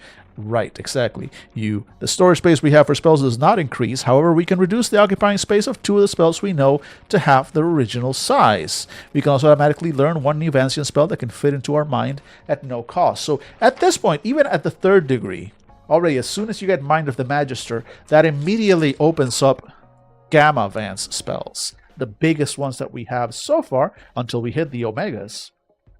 So let me grab these Gammas. Gamma. Here we go. Well, let's grab a random Gamma spell. Here we go, that one. And see what it gives us. So this is Rain of Seething Fire. It's a level 6 spell. Gives you a +1 die when rolling it. A medium area within very long range is engulfed in a conflagration of pain and heat. All beings in this area suffer damage equal to the spell's level. Non-living objects suffer 2 points of damage. It's a red color spell. Boom. So that could be the one big spell that we have, which is basically Fireball. It's basically Fireball. I found the Fireball spell somehow. But also you'll notice how that's pretty powerful compared to some of the lower level effects that we've seen. It's a lot of damage, at least 6 points of damage to everybody, which is a substantial amount in this game. Or again, and then again, as we said, as we get to the 4th degree, then you could reduce this Rain of Seething Fire to the size of a beta advanced spell by using one of these blanks. And so now you've got Rain of Seething Fire as half of your mind, and then a regular beta spell as your second spell, or a couple of alphas, or if you have yet another gamma spell that you've also like lowered in size, compressed effectively, you can have a couple of those. Again, you're basically playing spell Tetris with your spells. Move these over here. Well, wait, there's more, because at the 5th degree, which is of course the Magus, you have Mind of the Magus, and now you have this whole big square that you can fit into, which means, boom, we can finally access Omega Vance spells. Let us see what kind of power the Omega Vance holds for us. The Omega Vance, not to be confused with the Omega Verse, which I do not suggest you look up. Save your sanity, save yourselves, and do not look up the Omega Verse. But if you were to look up the Omega Verse, you could have a spell like this one, Jauro's Fictive Form. It's a level 9 spell, and it reads, I choose a character from fiction who I am familiar with and take on the form and abilities of that character. The form must be smaller than a small house and larger than a large mouse. The abilities that I wield in this form can be effects of no greater than those listed as level 8. And it automatically ends when the sun next rises or sets. So you can literally turn into any fictional character you've ever read or are familiar with. You can turn into them for a night with this Omega level spell. That's pretty dope. That's pretty dope. Oh, but also, again, it pairs with the Omega Verse reference in terribly dark ways. Let's look at a different one. How about this one? Baroth's Aggressive Dot. It is a level 10 spell. That is really strong, isn't it, though? Isn't it? The Omega level spells, there's a reason they take up your entire mind, because they are really powerful. Baroth's Aggressive Dot is a level 3 spell, gives you +3 dice when rolling. I create a black dot of pure darkness and void. It is a single point in space, although the fact that it absorbs light makes it appear to be about 2 inches, 5 centimeters across. It is not affected by gravity or any other force, but I can control its position, moving it a short distance if I concentrate for 1 round. The dot annihilates anything it touches, whether matter or energy. It basically makes a 2-inch hole in any object or barrier. It destroys any in-place magical effect, like a wall of energy. I can attempt to use this as a weapon, directing the dot towards a creature, but it is difficult to do so, and the target always gets +3 to their dodge actions. Being touched by the dot suffers 4 wounds, which is brutal. That is a lot. That's enough to kill most base characters, if I'm not forgetting. Depletion is specifically a mechanic. Every round you roll, and if you get a 0 on the dice, it gets depleted. That is, of course, a red spell. Red is scary. Red is the color of blood. But you see how powerful these Omega Advanced level spells. And then at the maximum level of advancement that you get as advanced, the 6th level of advancement, which is of course the Grand Magus, then you are their storage space does not increase. However, we can reduce the occupying space of 2 of the spells we know to half their original size, and you learn an additional spell. So basically, you can take one of your Omega spells and turn it into the equivalent of a Gamma spell. So you can, in theory, hold 2 Omega spells in your mind, which would be wild, absolutely wild. But also that means when you've got these really big, powerful spells taking up your matrix, your mind, the space that is in your mind, you'll notice how it doesn't really leave a lot of room for anything else. So you can, while as you go up in level and you're able to sort of compress spells, it means you're going to have more variety and things that you can try and do at the same time. and you're going to be able to do more. You're going to be able to do a greater amount of more different things, but also, again, when you first awaken to kind of a new level of power, it's a lot. It takes up the bulk of your space. So it's a really interesting approach. It does feel, and again, not having played Advance, it does feel a little bit like, okay, well, now I have just the one spell. Sure, it's a crazy powerful spell, but maybe I could have really used one of the lower level ones. And do I have any way of accessing those without losing this? I'm not entirely sure. I think there is like some mechanic for something like that, but I have yet to find it. And so here we go. We got a little sidebar. There we go. That's the visual. That's the visual. This is the way this game wants you to kind of literally juggle bits of cardboard to keep track of your spells if you are a Vance. And now we have a little sidebar here about Vancian magic. The Vance chooses a spell that they have stored in their mind. We saw multiple examples now of storing spells in your mind. If the Vance does not want to keep the spell when they are done casting, there is no sorcery cost. Otherwise, they pay a cost in sorcery equal to the spell's level and retain the ability to cast it again later. If a roll is required, they calculate the venture of the action, which includes the level of the spell, additional bene spent, any substantial modifiers determined by the GM. Venture subtracted, it's the usual thing. So for example, with that big,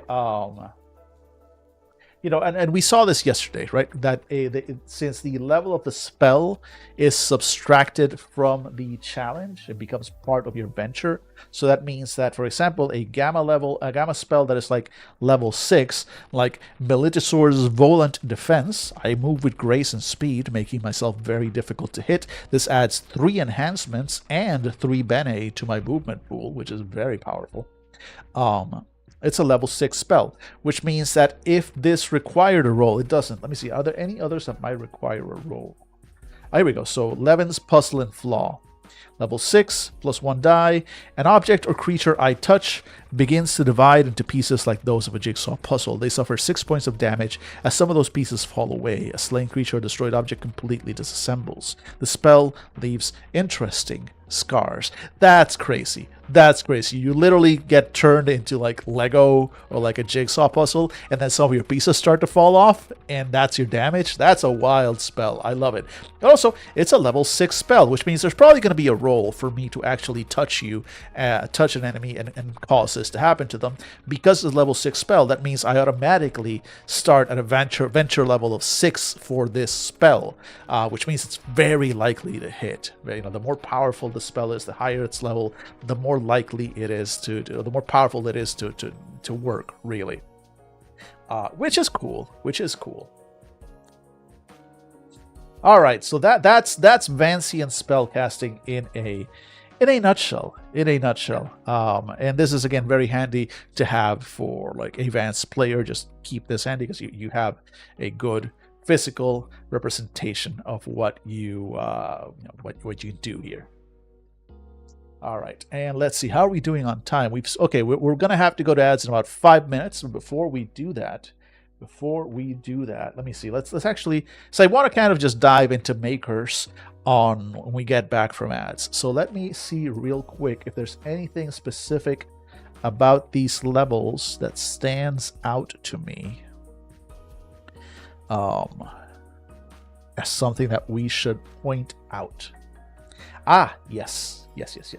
So one thing we see as we go up in level, and again, I'm skipping a few things. There's a lot of explanation in these, which I'm kind of skipping. But actually, here we go. This is actually worth reading. This is worth reading because it's also like the in-game or the in-book rather explanation of what I kind of just showed on camera. So let's see. We have a grimoire with 6 Vancian spells. This is no cost to us, but the spells must be selected from those that we can fit into our mind, alpha or beta class at the first degree. We can add to this grimoire in a variety of ways, including advancing in degree, learning from others of our order, or creating new spells. To create new spells, check the book The Way, page 16. Like other spells, each Vancian spell has a level indicating the cost and acumen required to add it to our repertoire. When we want to use a spell, we read the complex formulae, lengthy linguistic keys, intricate images, and elaborate instructions and draw it all into ourselves, preparing it to be cast later. Although the uninitiated call this memorization, it's more an act of absorption or consumption. Sometimes we call it clothing ourselves in our spells. Each one is like putting on an additional garment. Some of us, however, see it more as a figuratively cramming the spells into our brains. Still, others might refer to it more as joining with the spell and becoming one with it. The more powerful the Vance, the more spells, or the more powerful spells that the Vance can prepare at one time. This preparation process takes about an hour, regardless of how many spells are involved. Each spell takes up virtual quote-unquote space within us. The total space we have is represented by a square that is 3 inches by 3 inches, 8 centimeters by 8 centimeters. If we advance in degree, the space increases. Whatever spells we can fit into the space, that is how many spells we can prepare. So the larger and likely higher level the spell, the fewer we can prepare. The space a spell occupies in the square varies, but in general is signified by its class. Alpha class, 3 inches by 1.5 inches, beta class, 3 by 3, gamma class, 3 by 6, or omega class, 6 by 6. We cannot put the same spell into our minds twice or more at the same time, just in case you were wondering. The spell is eager to be cast, so casting it requires no energy or effort from us, just an action. However, if we want to retain the ability to cast a spell again without going through the preparation phase, there is a sorcery cost involved equal to the spell's level. Basically, we're casting it, but metaphorically hanging on tight so we don't lose it when we do. So that's the general explanation. Again, these spells that are in your mind can be either cast for free, but then it's gone, or you can spend the sorcery and keep a hold of the spell. And then as you go up in level, we saw that expansion of that change in storage size and ability to compress spells as you go. But also there are some additional details given about your authorities and responsibilities. For example, a 3rd degree Vance has authority over those of lower degrees, giving them the power to request help with errands or research. They are expected at this degree to act as leaders and teachers for other Vances, and to help those of lower degree with problems from time to time. So there is some built-in social mechanics also that come with each additional degree of advancement, and you'll see this also repeat in the other orders, that as you rise in degrees, usually it boils down to you can kind of boss around lower degree members, but you're also beholden to the orders and requests of higher degree members. But there is that sort of built-in thing. Another thing that happens is incantation use. So basically, one of our ephemera can be a conation incantation, says here. And you're like, what the hell is a conation incantation? Well, you remember how yesterday, because of course I'm sure you remember yesterday, I do, we had these incantations, the little deck of cards here for the incantations. And incantations are just these weird little magical things. You just get one every day, like you do your morning rituals, morning routines, and a weird little sort of mini cantrip incantation comes up. And it's always random. You always just get something, you don't know what it is, you're not expecting it. And those are just the standard sort of incantations. Like for example, hey, we got the same card as before. That wasn't on purpose. The bees fear the depravity of flight. It's a level 3 incantation. You touch a flower, naming one of the colors that it contains. You then instantly transport yourself from the flower to any other object you can see within very long range that bears the color you named, and then you can do that again. It's a cool little incantation. I actually really like the fact that we got it again.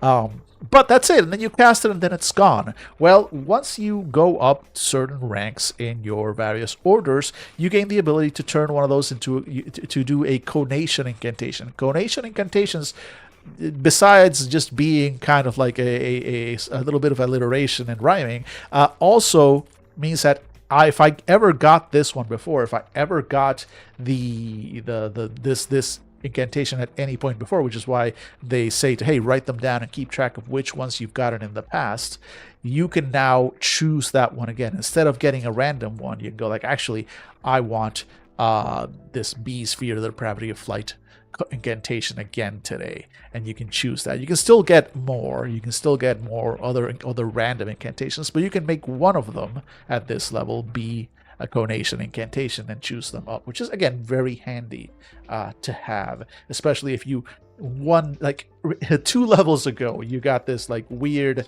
little incantation that was super useful, and you're like, oh shit, one time use and it's gone and I miss it, I wish I could have it again. Well, now you can. Now there's a way to do that. Congratulations, you have advanced in your order and you're better at so many things, and this happens to be one of them. Hooray. All right, and with that in mind, we're going to now finally dive into the makers and what they are. And I think we're going to see something interesting with the makers, because the maker in this game was an inspiration for what I originally wanted to do with the crafters in my own game, Seeker's Call. And we'll see how far. I haven't looked at the Maker's Matrix and this stuff in a very long time, so we'll see how much, if any, of my original inspiration from this sort of bled through into the final game. But we will, of course, be doing that when we come back from ads, because it's time again. It's time for ads. Look, you know the drill. I'm not gonna say anything else other than we'll be right back in 3 minutes. Please bear with us. Please come back. I have such secrets to show you. We'll be right back.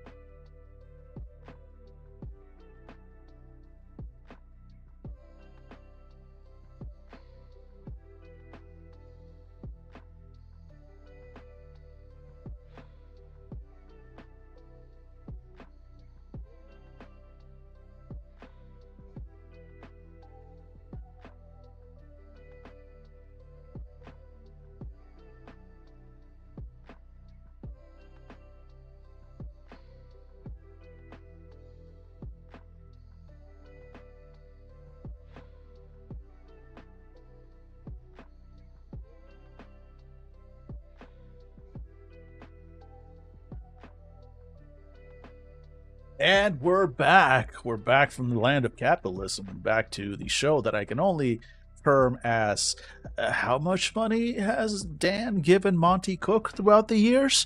Let's not think too hard about that. Instead, go learn about the makers in the game Invisble Sun. The most really ambitious, I think, out of look, Monty Cook makes ambitious games. They are responsible for a lot of very good, very high quality games. I think Monty Cook is aren't they also the ones that do the Appalachia one, the Old Gods of Appalachia one? They have a few other licenses. They're currently running. Which one are they running right now? There's wait, give me a second. I just saw an email. Here we go. No, this is Hunter's Entertainment, which I was doing. Alice is Missing V2, which is very interesting. But I literally just saw an email from Monty Cook. Here we go. Monty Cook Games back in now. They're doing the well, they already did Magnus Archives, but now they're doing like an expansion to the Magnus Archives. They apparently got the licenses to several like podcast based games that they've done, which that's cool. I am, this is legit, envious of those, because I'm a big fan of shows like the Magnus Archives, like Old Gods of Appalachia. I used to listen to, I don't so much these days, because I'm catching up on audiobooks. By the way, I am currently listening to the latest audiobook in the Dungeon Crawler Carl series. I fucking love Dungeon Crawler Carl.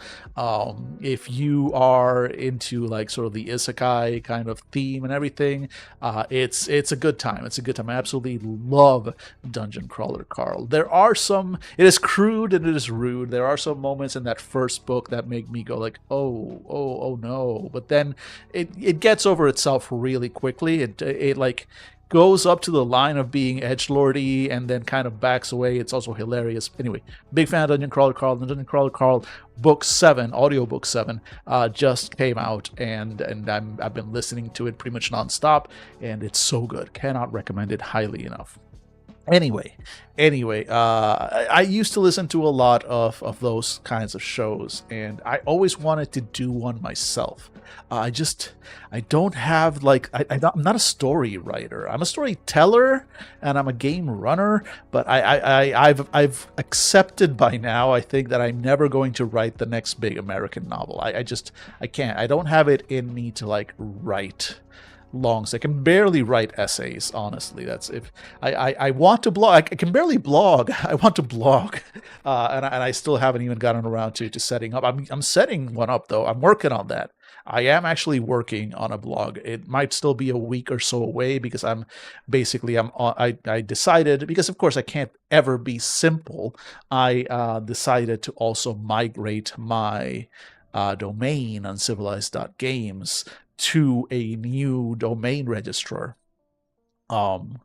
And so I requested a domain transfer code and stuff, and apparently all that stuff takes days. It can take up to 3 days just to get the code, and then once you get the code and input it at the other registrar, it can take like another week to fully transfer over, and during that time your entire domain might be unavailable. So, and all of it just to move to a much cheaper, much simpler host. Which, by the way, actually, you know what? Here. Let me actually do this. I do want to kind of show and kind of shout out the host that I am looking at, which is this one, Pika Page. Pika is a pretty good blogging platform by the people at Good Enough, and it really is just a very simple little blogging platform. The one of the blogs I know is like Gila RPGs, I believe. Gila RPG. Let me see here. Yeah, I think Gila. No, not Gila. I'm thinking of somebody else. Which one is the? I would have to find it. Anyway, point is, I know a couple of game designers that host their blogs through Pika, and honestly, this is my speed. This is what I want. Like all the extra stuff that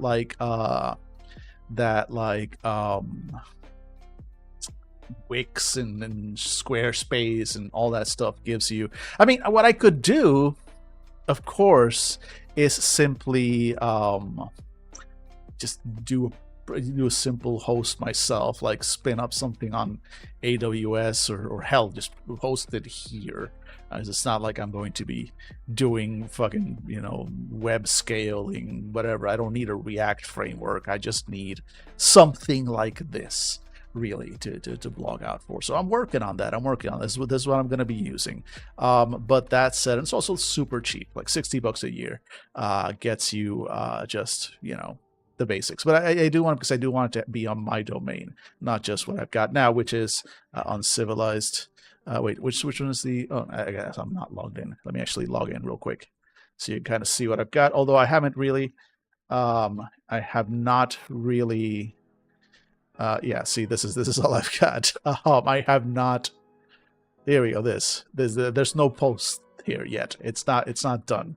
I do have this little icon. You can barely see that it says Uncivilized Games up there, and there will be a guest book and whatnot in the blog. But currently there are no postings, but this is going to be the site. This is literally going to be it. There's not going to be a lot of fancy stuff like there is at the current one, because I'm not keeping up with that stuff. I can just post about stuff here.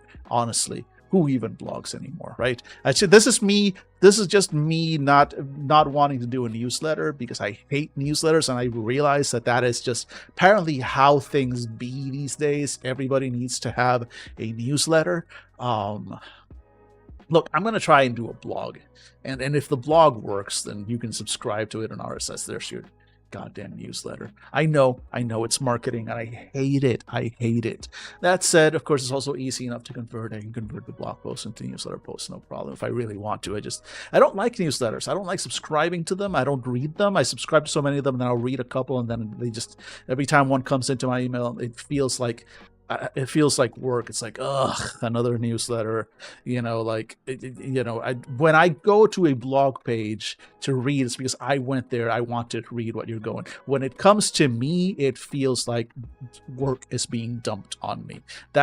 And this might just be how my brain works, right? But that's how I feel about newsletter stuff. That's why I prefer just a website, an RSS thing, and I know RSS is basically the same thing, because if I subscribe to somebody's blog on RSS, and then I get a ping that they have a new post up, then it's almost like getting an email from a newsletter. But again, it's different. Mentally, it's different. I don't know how it's different. I mean, I know technically it's different, but also I don't know why it's different for me mentally. But it doesn't cost that same.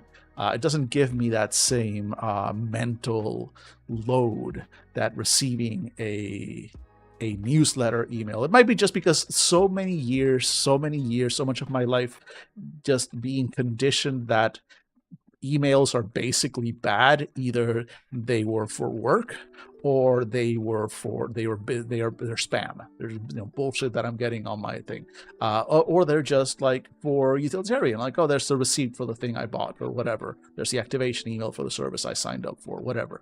But as a way of disseminating news and content, no, I do not feel that way about email, and it bugs me. It bugs me deep inside that there's such a focus on email newsletters as a sort of marketing thing in the plague year of 2025. Hey, was that a completely unprompted ramble for no good reason? Yes, it was. You get at least one of them every stream, and that was this one. Let's go back to what we're supposed to be doing here, which is, of course, looking at a game. Hey, I did promise I would talk about the makers.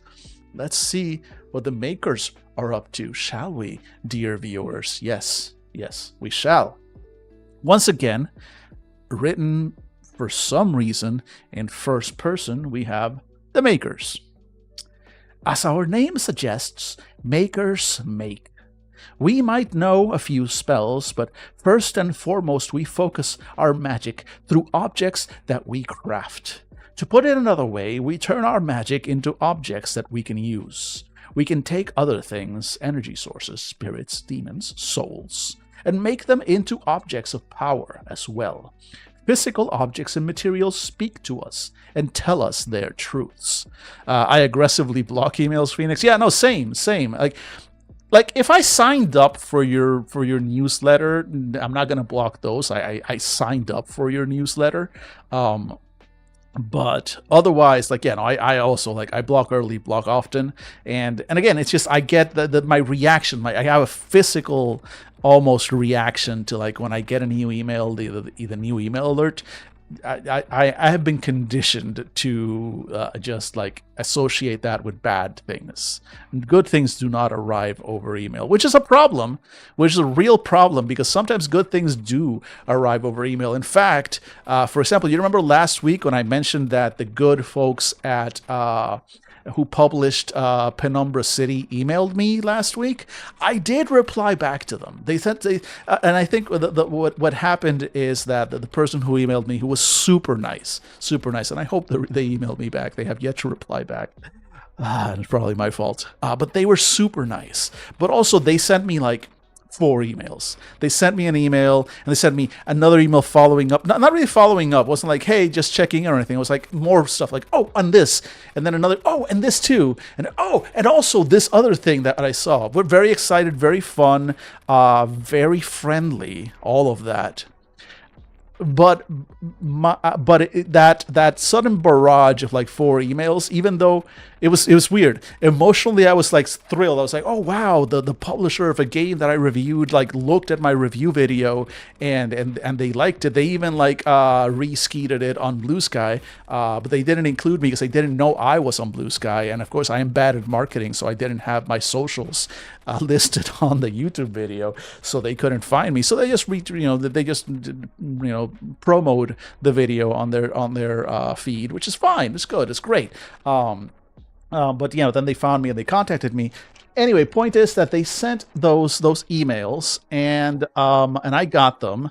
And even though emotionally I was thrilled, from a just pure, just broken brain side, it kind of overwhelmed me. And became too much. And so I was not able to reply back the same day. I couldn't make myself, even though and again, this might be an ADHD, no, it definitely is an ADHD thing. But it took me like 3 days to get back to them. Which is fine. I think I would have thought it fine. I started like, hey, sorry about the delay. You know how sometimes you reply back to an email in your head, and then a couple days later realize you never actually replied. That's kind of what happened. That happens to me all the time. Anyway, and then I sent back everything I was going to. Thank you so much. Yes, I'm very interested in this. Yes, I would love to run an actual play of this. It might be a while before I can do it for my podcast. But if you guys are doing any kind of actual play and stuff, I would love to either be a guest player or a guest GM.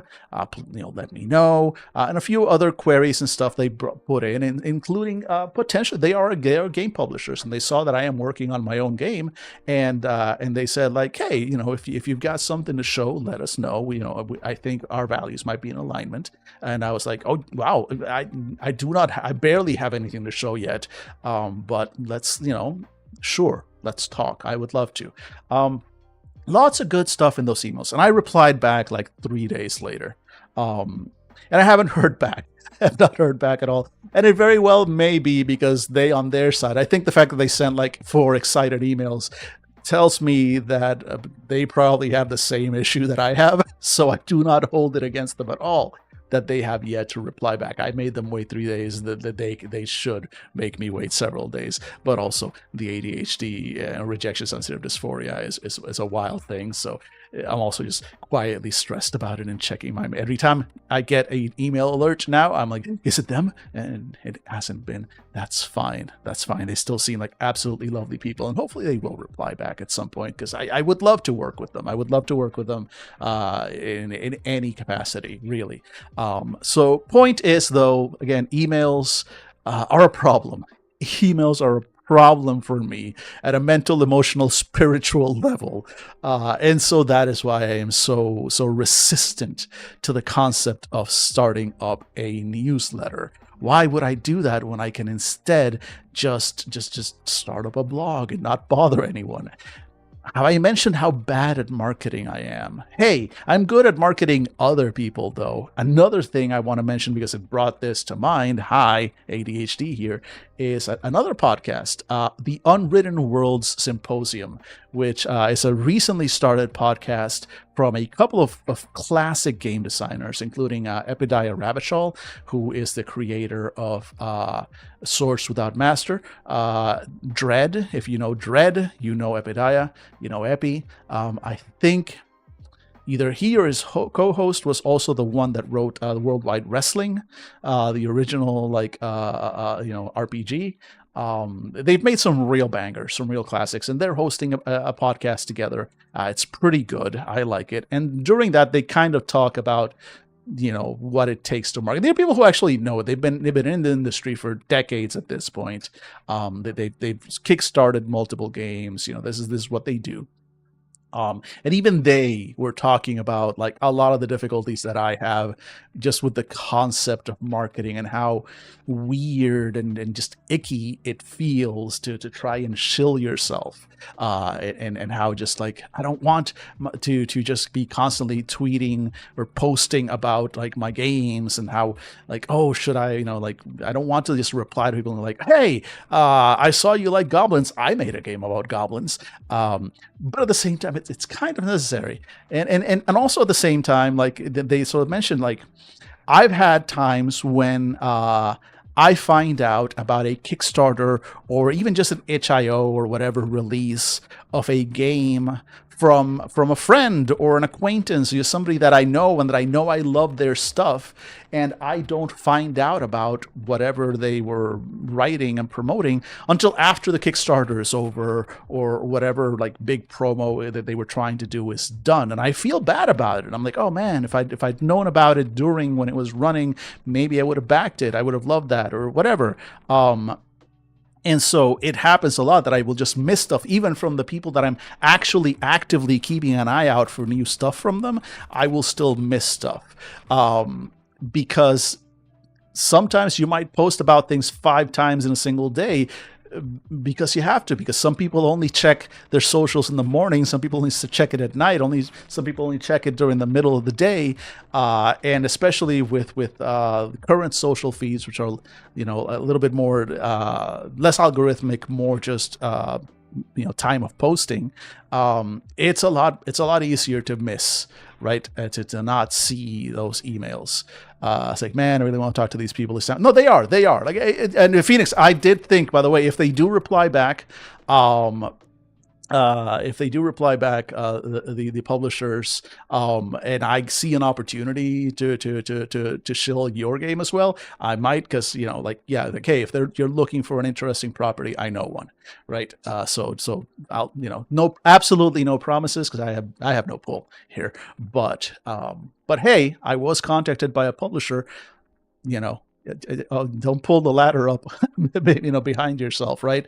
If any opportunities arise there and I see an opportunity to spread it forward, I did. One of the first things I thought about was like, I could tell them about. So again, no promises, but hey, you never know, right? You never know when a door might open. So again, hopefully they'll reply back. They were really nice, and apparently they're actually based in New York. At least the person I was talking to seems to be here in New York. So conceivably a chance that I could actually meet people in person. Who knows? We'll see. Hey, should I actually talk about the topic of the stream? I probably should. Let's continue to talk about the makers and what they can do. Let's see here. There is magic within all things, but makers know that. Most of the time, magic must be tuned and calibrated. Often, it must be given a source of reliable power or combined with other materials and ingredients to reach its true potential. All objects long to be objects of power. Share and share alike, says Phoenix. Feel free to show them anything if they want. If they show interest, whatever, slim chance. Exactly. No. Like I said, if I see the opportunity, if they ask, and I go, hey, I do know some games, I can put you in touch with other developers that I know. Yeah. Like, I'll see what I can do. Again, cannot promise anything, but I'll see what I can do. Share and share alike. Exactly.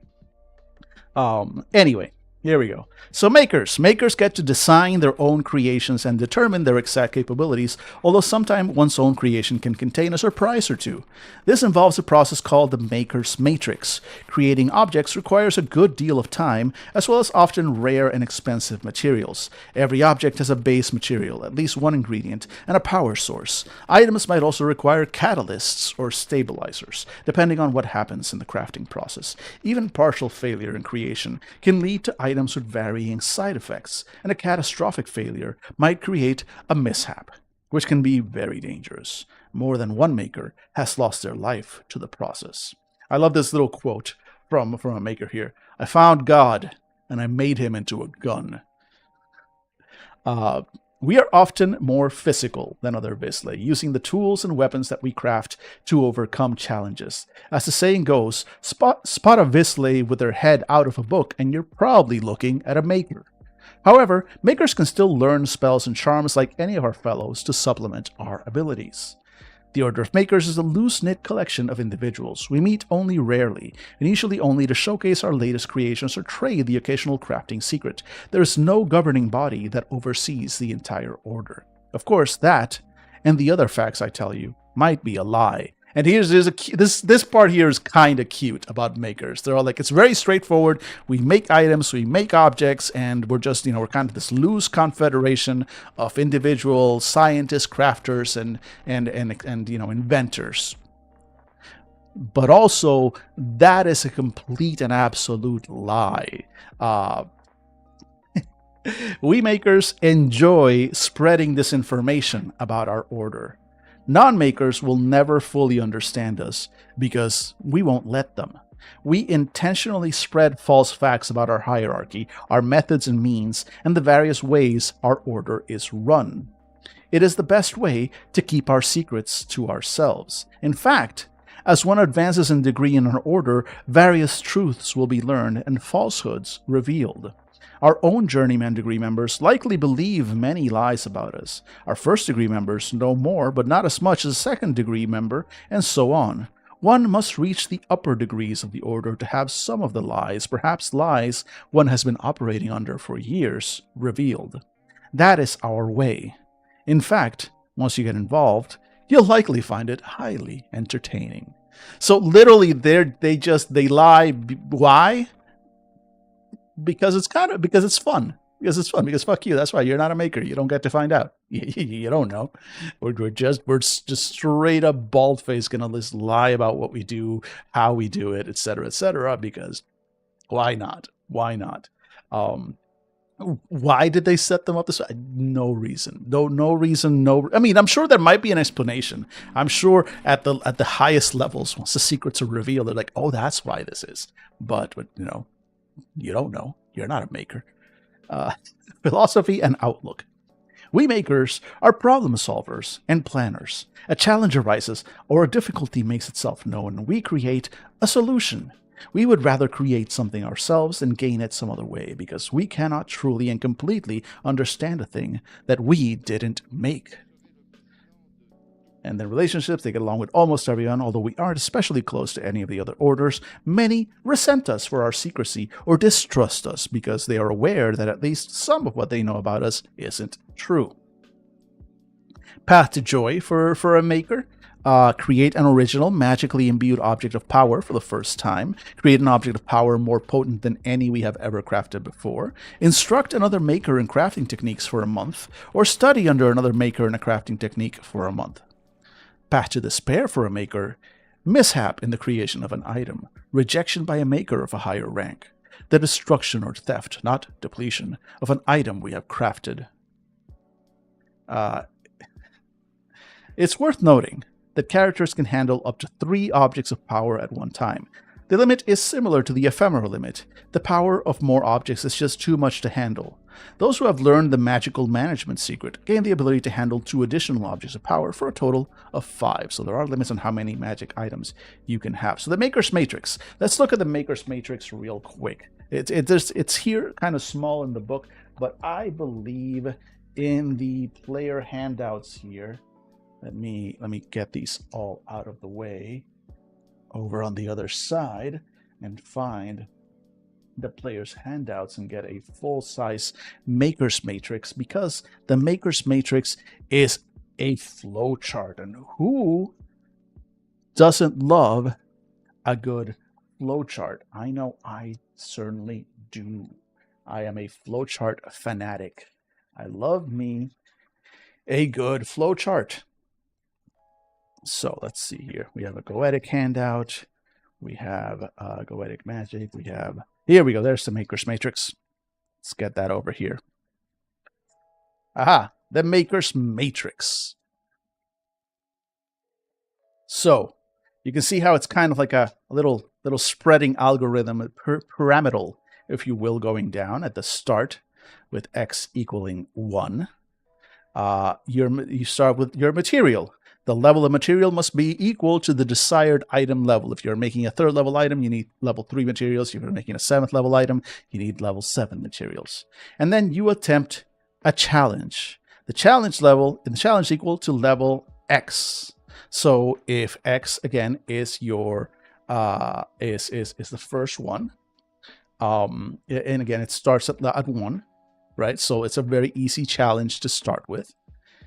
If you succeed at that initial challenge, you get to add an ingredient, level equal X, or level 1 ingredient. And then X is now X plus 1. So now X has become 2. And then you go like, all right, continue. Do you want to continue? You probably do. You probably do. So if you do, you go back and you attempt the challenge, but now the challenge is level 2, and you keep going. As long as you keep succeeding, you keep adding ingredients until you get to the level that you want to be at. If you fail in any of those challenges, then instead, now you have to add a catalyst. It doesn't mean you failed in your crafting. It means you have to add a catalyst. So there's additional item costs that you have, and the catalyst will be level X. So for example, let's say we have succeeded 3 times. We are now 3 on X. Then we failed. So now we have to add a level 3 catalyst, and X rises. X is now 4. And then we do a challenge being X plus 1, because we failed previously. Now the challenge is a little harder. So first, we added a catalyst. We added a level 3 catalyst. X rose up to 4. And then we do a challenge which is 4 plus 1, X plus 1. So the challenge actually even 1 higher because of that earlier failure. So it's 5. Did we succeed in that?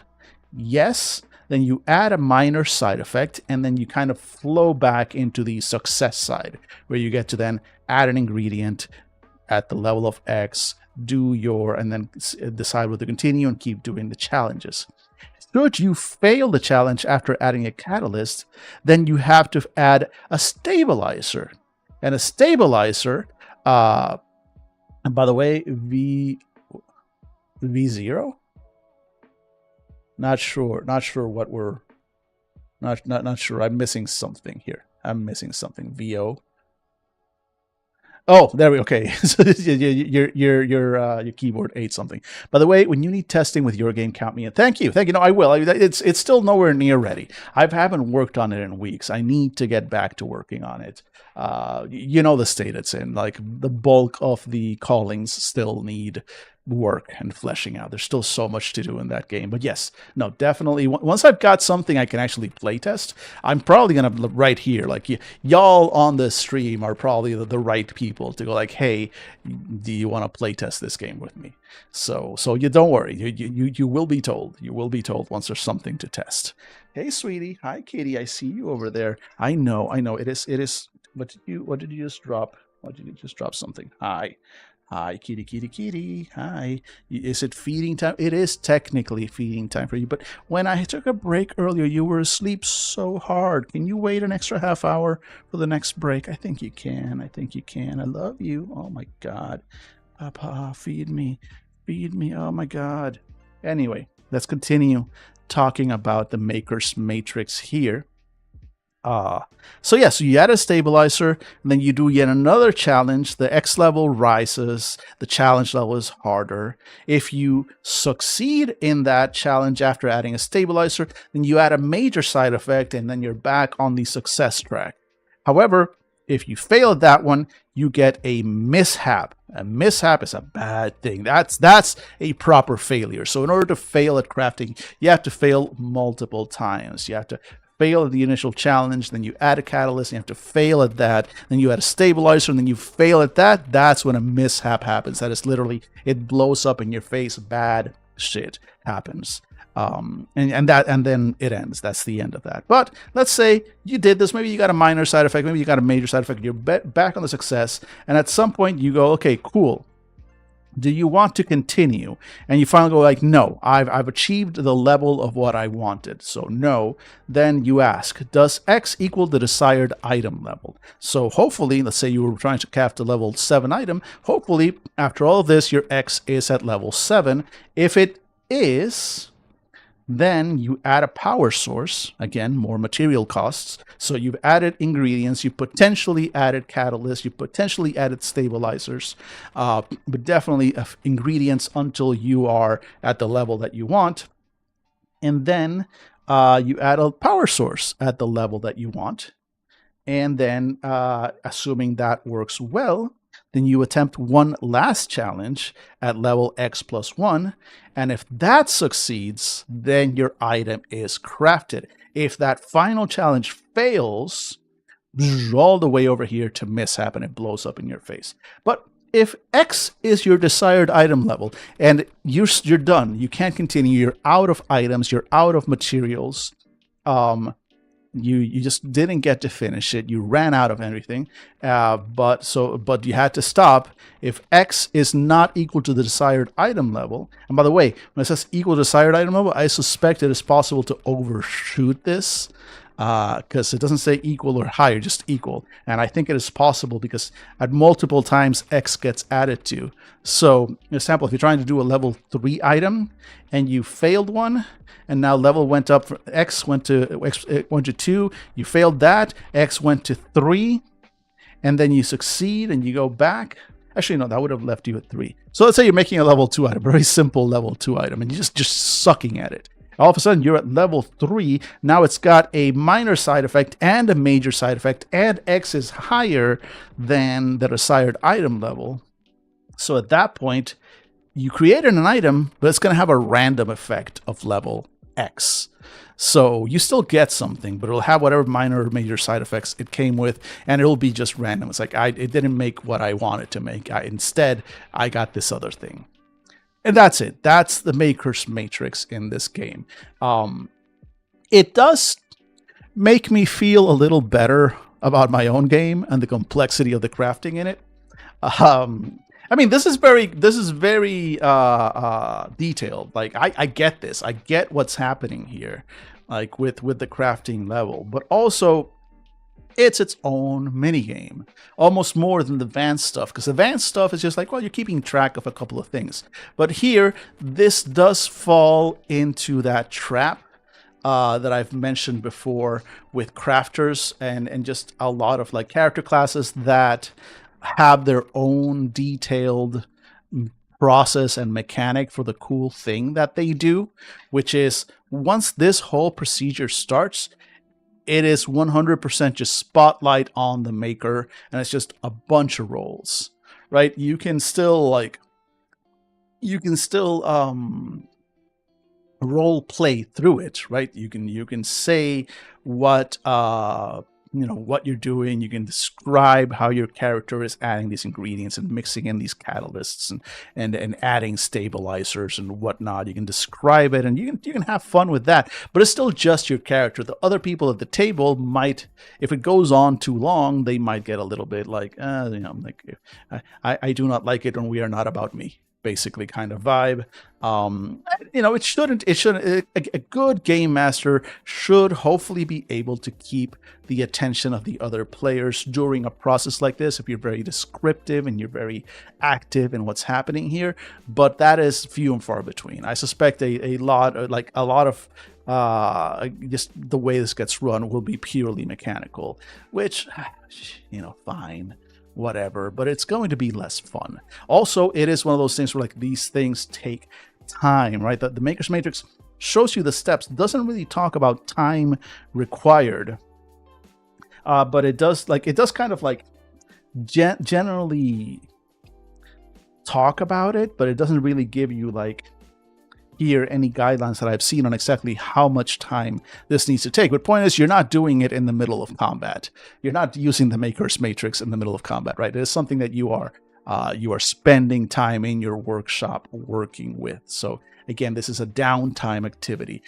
That said, Invisble Sun has, as they hinted at before, different quote-unquote play modes. You got your action mode, your narrative mode, and your development mode. And so probably stuff like this, like the Maker's Matrix and crafting, would happen during that downtime, during that development mode, or at least maybe a narrative mode thing. This game does want you to sort of do things with your players outside of the main sessions. So development mode scenes are actually not meant to happen at the table. They're supposed to be scenes that happen like over email, over Discord, or just one-on-one between the GM and the player for stuff like that. So the game does try to avoid some of those problems with these longer, involved crafting things by giving you, it tries to have it both ways, right? It tries to have its cake and eat it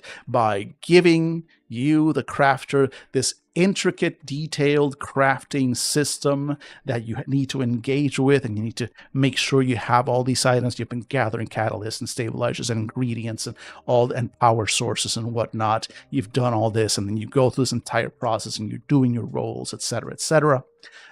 Which as a crafter player might feel great, like I'm getting to do the thing, and on the other side of this, I'm probably going to have a very powerful and useful item, which might still have some minor side effects, or it might end up with a weird random item. Who knows? It's a random effect. It might actually even be better than what I was going for. Who knows? Or I might have a mishap and die. We'll see.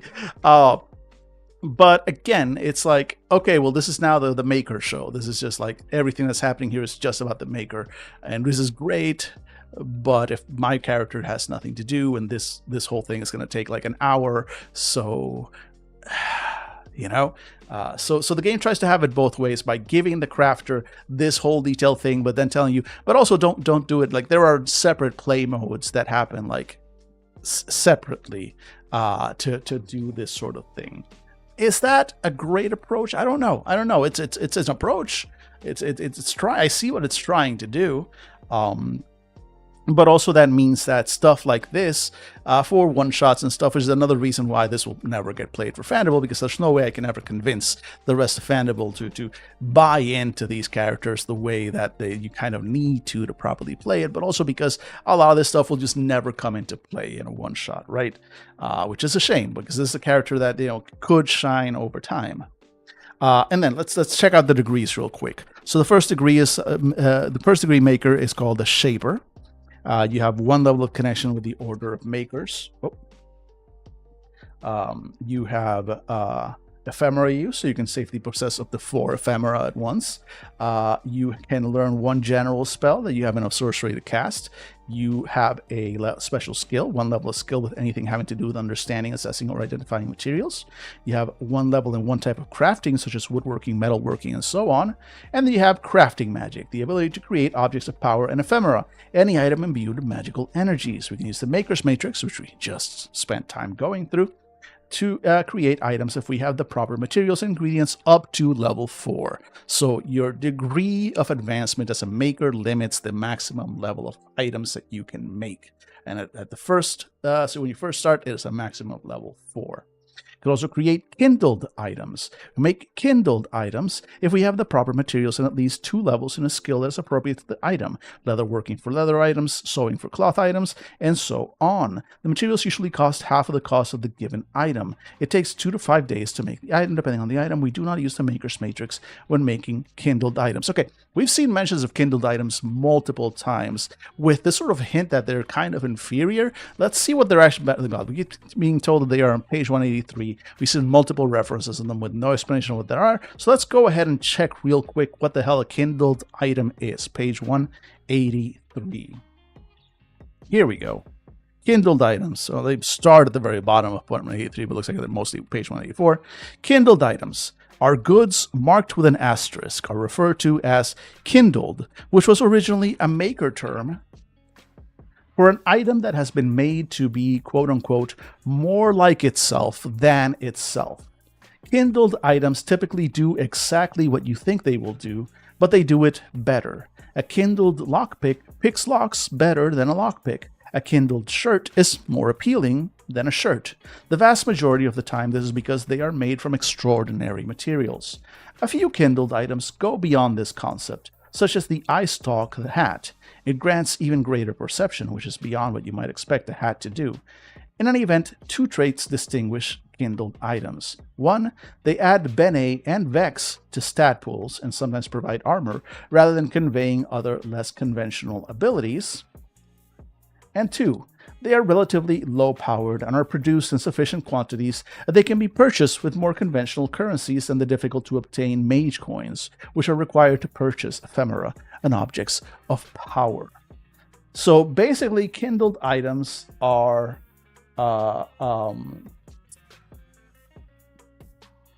items that give you stat bonuses, but also vexes. So basically stuff, this is like the kind of equipment that when you pick up in a game and you look at the stats and it goes like, oh, hey, this hat gives me +2 to strength, but -1 to dexterity. Or maybe not this hat, like maybe this belt or whatever, like this strength belt, this like what are those called? Like the weightlifting belts. I'm sure they have an actual name, but those like, you know, that they give you extra support on your lower back so you can like lift heavier stuff a little bit more safely. So one of those kindled would probably do something like give you like, you know, an extra Bene or two to your physicality pool, but then add a Vex to your speed or movement pool because it restricts your movement a little, something like that, right? That's what a kindled item is. And apparently they're very easy to make even for a level 1 character. So cool, or level 1 maker rather. And then you can do crafted objects. We begin with one object of power, level 1 or 2 of our choosing that we have created. Choose from the objects of power deck. Hey, where is the objects of power deck? It's over there. Let me go grab the objects of power deck and let's see what we have. Let's find a level 1 or 2 object of power that we can take advantage of as a maker. All right. So bear with me as always. I'm going to step away from the mic just for a moment to go grab that deck of cards. Coming back. Uh-oh. Not yet. Objects of power. Here we go.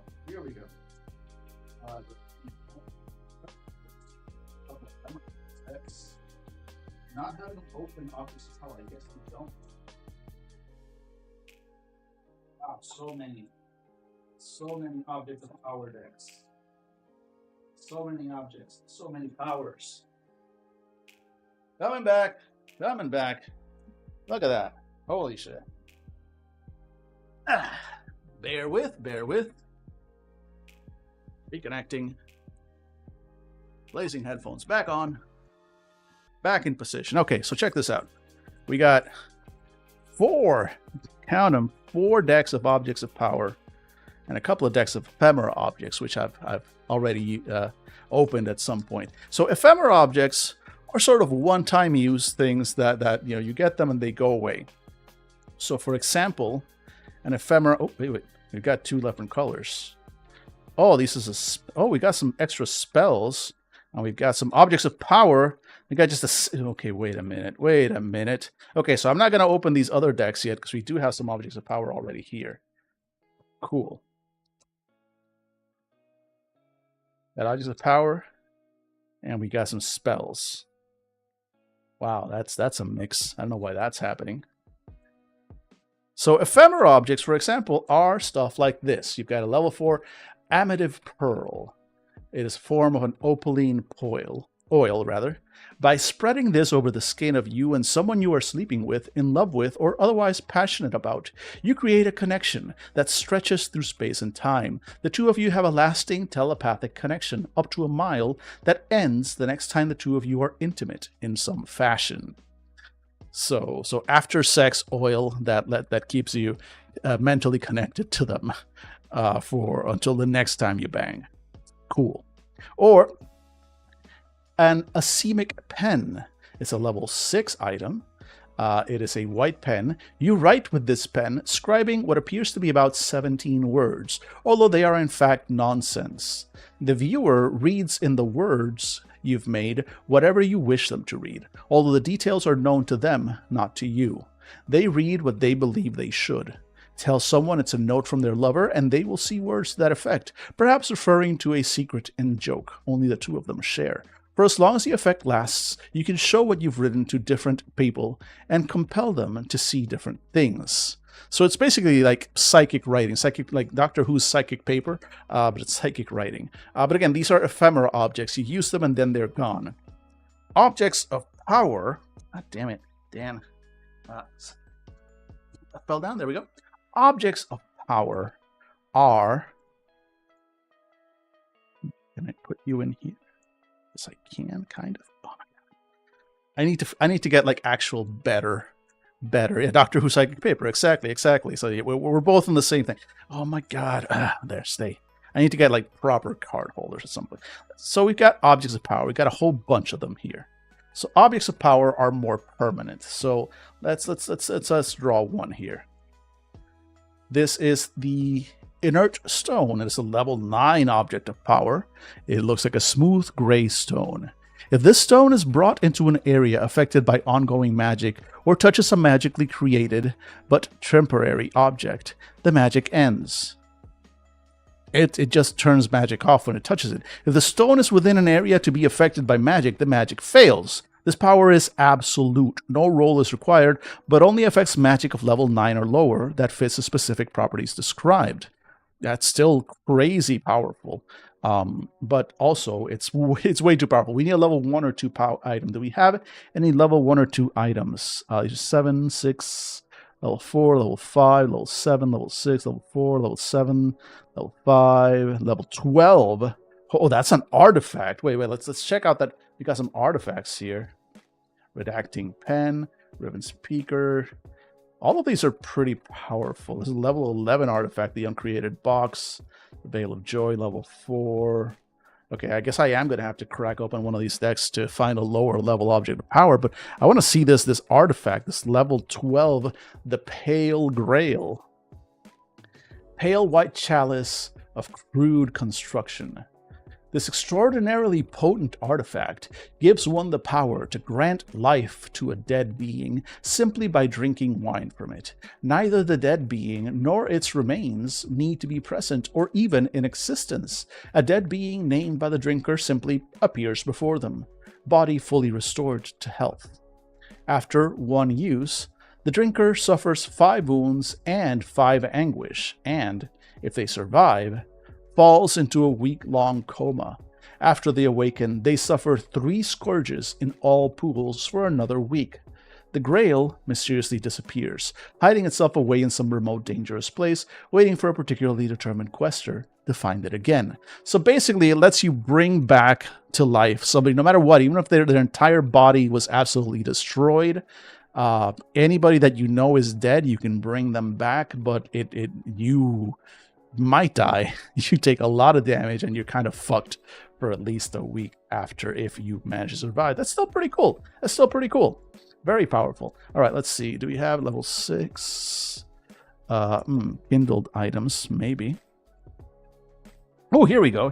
Kindled, some kindled items. Okay, so let's open this one, which has some lower level things. These are kindled items. But also they are objects of power. So let's crack this deck open and see what secrets it reveals for our young starting level maker. There we go. Let's see. So we got some examples of kindled items. Kindled items. So for example, the Splinter Gold shirt, level 2 shirt of woven sparkling splinter. The wearer gains 3 bene in interaction and 1 vex in movement. So yeah, kind of what I was thinking, like 2 or 3 bene in something, 1 vex in something else. So pretty classic, pretty simple. So that's what kindled items are. But if we wanted to have an actual item that is not kindled. Are these all kindled? Oh, okay, here we go. I was going to say. So non-kindled items. So it's a relic, level 4. Relics. Wooden knife, level 4. Level 5. Oh my god. This is still not... Okay, I still... Apparently, Holy sh! Okay, these are just in all sorts. I mean, these are mostly level 5s, level 4s, level 17 Summoner's Box. Oh my god, Stone Oracle, Stabbing Stone. That sword. Look at how tiny the text is. I literally cannot read this. It's actually too... Wait. Put that aside. Let me just double check, make sure I don't have any... Hey, finally! A level 1... a level 1 object of power. So level 1 object of power here that we are seeing is the Speaking Stone. Level 1. It is a smooth stone a few inches across. Whenever someone touching the stone speaks into the stone, whatever someone's touching the stone speaks into the stone is stored and can be reproduced by the stone later as if they'd said it. The stone can hold 1 bit of dialogue, 25 words or less at a time. So it's just a little recording, a little recording stone. That's something at a level 1. That's pretty simple, pretty straightforward. I dig it. All right, no problem. But then look at this. Look at the comparison, the text size of those. I can barely read this. I actually need... Where to go? Where are they? Where are they? I know. Sure. I promise. We're about to go to ads in just a few minutes. Here we go. Here we go. I am officially now showing my age. I've got my readers on. And now I can actually read this. I literally have to put on my readers to be able to read this. Level 17 artifact. That sword. Plus 3 dice. Form. It is a beautifully made, double-edged, straight sword. Infamous is too mild a term for this blade. Perhaps the most powerful and coveted weapon in the actuality. Its original name is long lost. That sword adds +2 to the attack, or enough that it is possible for the wielder to strike their target if they roll a 9 on the die, whichever is higher. In other words, if the wielder has a venture of +3 but faces a level 9 foe with a defense of 6, total challenge of 15, the sword adds +3 rather than +2, making it possible for the wielder on a roll of 9 to successfully strike.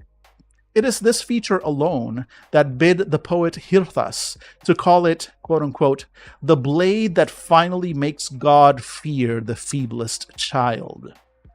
Further, that sword doesn't inflict injuries, it inflicts wounds. The amount of damage is based on the level of the foe. Foes level 1 through 7 suffer 1 wound when struck by that sword. Foes of level 8 through 11 suffer 2 wounds, and foes of level 12 or higher suffer 3 wounds with each strike. That sword is rumored to be intelligent. One thing is certain, it does not enjoy being wielded by the same person for very long. At some point, starting a week or so after acquiring it, and no longer than 2 months after that, the wielder wakes one morning to find that sword simply gone. No force can prevent this from happening. Okay, that's very cool. That's very cool. Also, it is literally like, it's that sword. It is the blade that can strike down God himself with a good enough roll. Like, it is powerful enough to hit anything. It doesn't guarantee that you will hit it, but it makes it possible for you to hit and harm anything. That is absolutely wild, and I love it. But anyway, so you're not gonna start with one of these when you're starting. You're gonna start with stuff like the Speaking Stone at level 1, stuff like that to begin with. You begin with a couple of those. And finally, you will have a signature object. We possess a single object of high quality that we have fashioned ourselves. Only we can use this item. It is a useless bit of junk in the hands of anyone else. While we can have only one signature object at a time, if it were ever destroyed, we can invest 1 crux and a month's worth of time to create a new one. In this case, we don't need to create the same object or imbue it with the same properties. Our signature object does not count towards the total number of objects of power that we can safely hold at once. We can use the crafting magic ability to give our signature item powers once play begins, but to start with, our signature object has one of the following properties. So this is an object, and I did not do this for my game, but I'm still thinking about it. It is an optional thing that I've been thinking about having something like this. An object that is like, above all things, this is my thing. This is my geek-all, my gadget, my thing that I normally use a lot. And so as you kind of go up in level, it can become more powerful. You can add more stuff to it. So as you start, you can have stuff like extra armor. You can have it be an asset to certain roles. You can have it have a glamour, so it can look different. It can be more attractive and can add Bene to your interaction pool. It can be hidden away, so you can basically hide it in you so it can't be found on your body. It can be offer protection, so it can protect against certain effects, dodge, resist, or withstand. It can have warding effects, which means that it renders us immune to level 1 magical effects. Or it can just be a weapon, and then it inflicts +1 damage because it is our signature weapon. And then as you go up in level, you'll be able to add more of these qualities to that item, but also you will have access to more powerful qualities that you can give to your signature object as you go up. So makers, I like the idea. There are multiple decks of objects of power, so lots of stuff that a maker could make or create or do. Lots of ideas, lots of stuff you can do. Kindled items can serve all sorts of purposes, but also it does kind of fall into the trap that like all this stuff takes in character time. Recreating your signature object takes a month of time, and what if there's other stuff going on? That's going to be a real problem.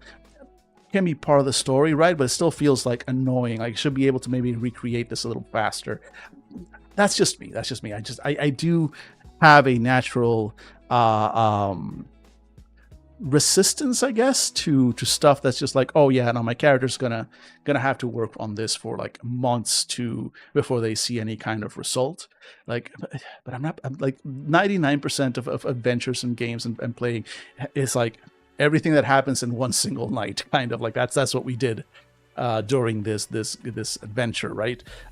So it does feel a little weird. That said, this game is meant to be more of a narrative, long play kind of thing, so it might fit in better. Either way, it's an interesting approach. All right, so let's go ahead and look at the other degrees of the makers, or at least let's do that once we get back from ads. This is going to be the very last ad break for today's show, very late running show, so we'll actually be ending the show nearer to 8 p.m. than the usual 7 time. Usually we'll be ending the show around around the next 10 minutes or so, but this time, since we started so late, we will continue for one more hour after we come back from this set of ads. You know the drill. Thanks so much for hanging out. Please stick around. We'll be back after these ads.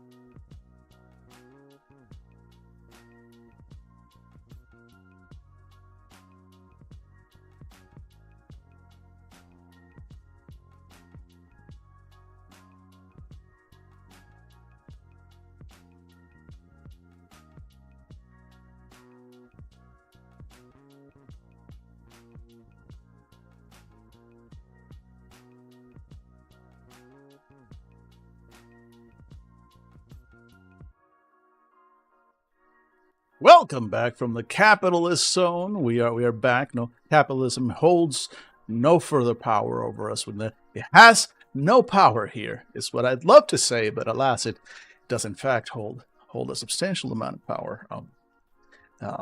Capitalism is, in fact, I don't know if you're aware of this. I've been trying real hard to pay no attention to just the state of the world, and especially the state of good old United States of America. But I don't know if you noticed that apparently capitalism is now precedent.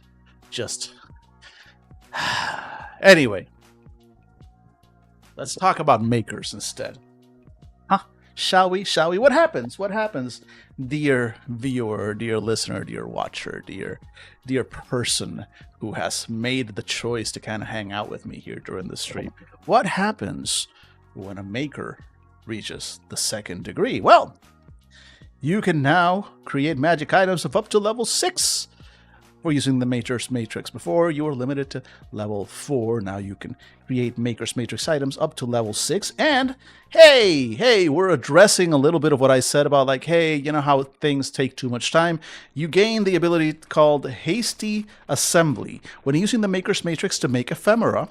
Ephemera, again, remember, are the little one-time use objects that we saw, like this, like that amethyst pearl, that oil that bonds you mentally with whoever you're banging. Good times. So when we use the Maker's Matrix to make ephemera, we can make such items in half the time, although the level of the challenge is +2 if we choose to speed up the process. So hey, here we go. You can cut down the time by making it a little bit harder. Okay, at least we've got some level of flexibility. That's cool, I guess. You can also improve items at level 2. With the cost of 1 mage coin and materials and 1 day to work, we can increase the level of any non-magical item by +1. Any item can be improved in this way only once. So it doesn't quite make it a kindled item, it's just an improved item, which is almost its own category. You can also identify ingredients. If we examine something, we learn if it can be used as a material, ingredient, catalyst, stabilizer, or power source for an item. If it is something out of the ordinary, we can also determine how it can be handled or stored.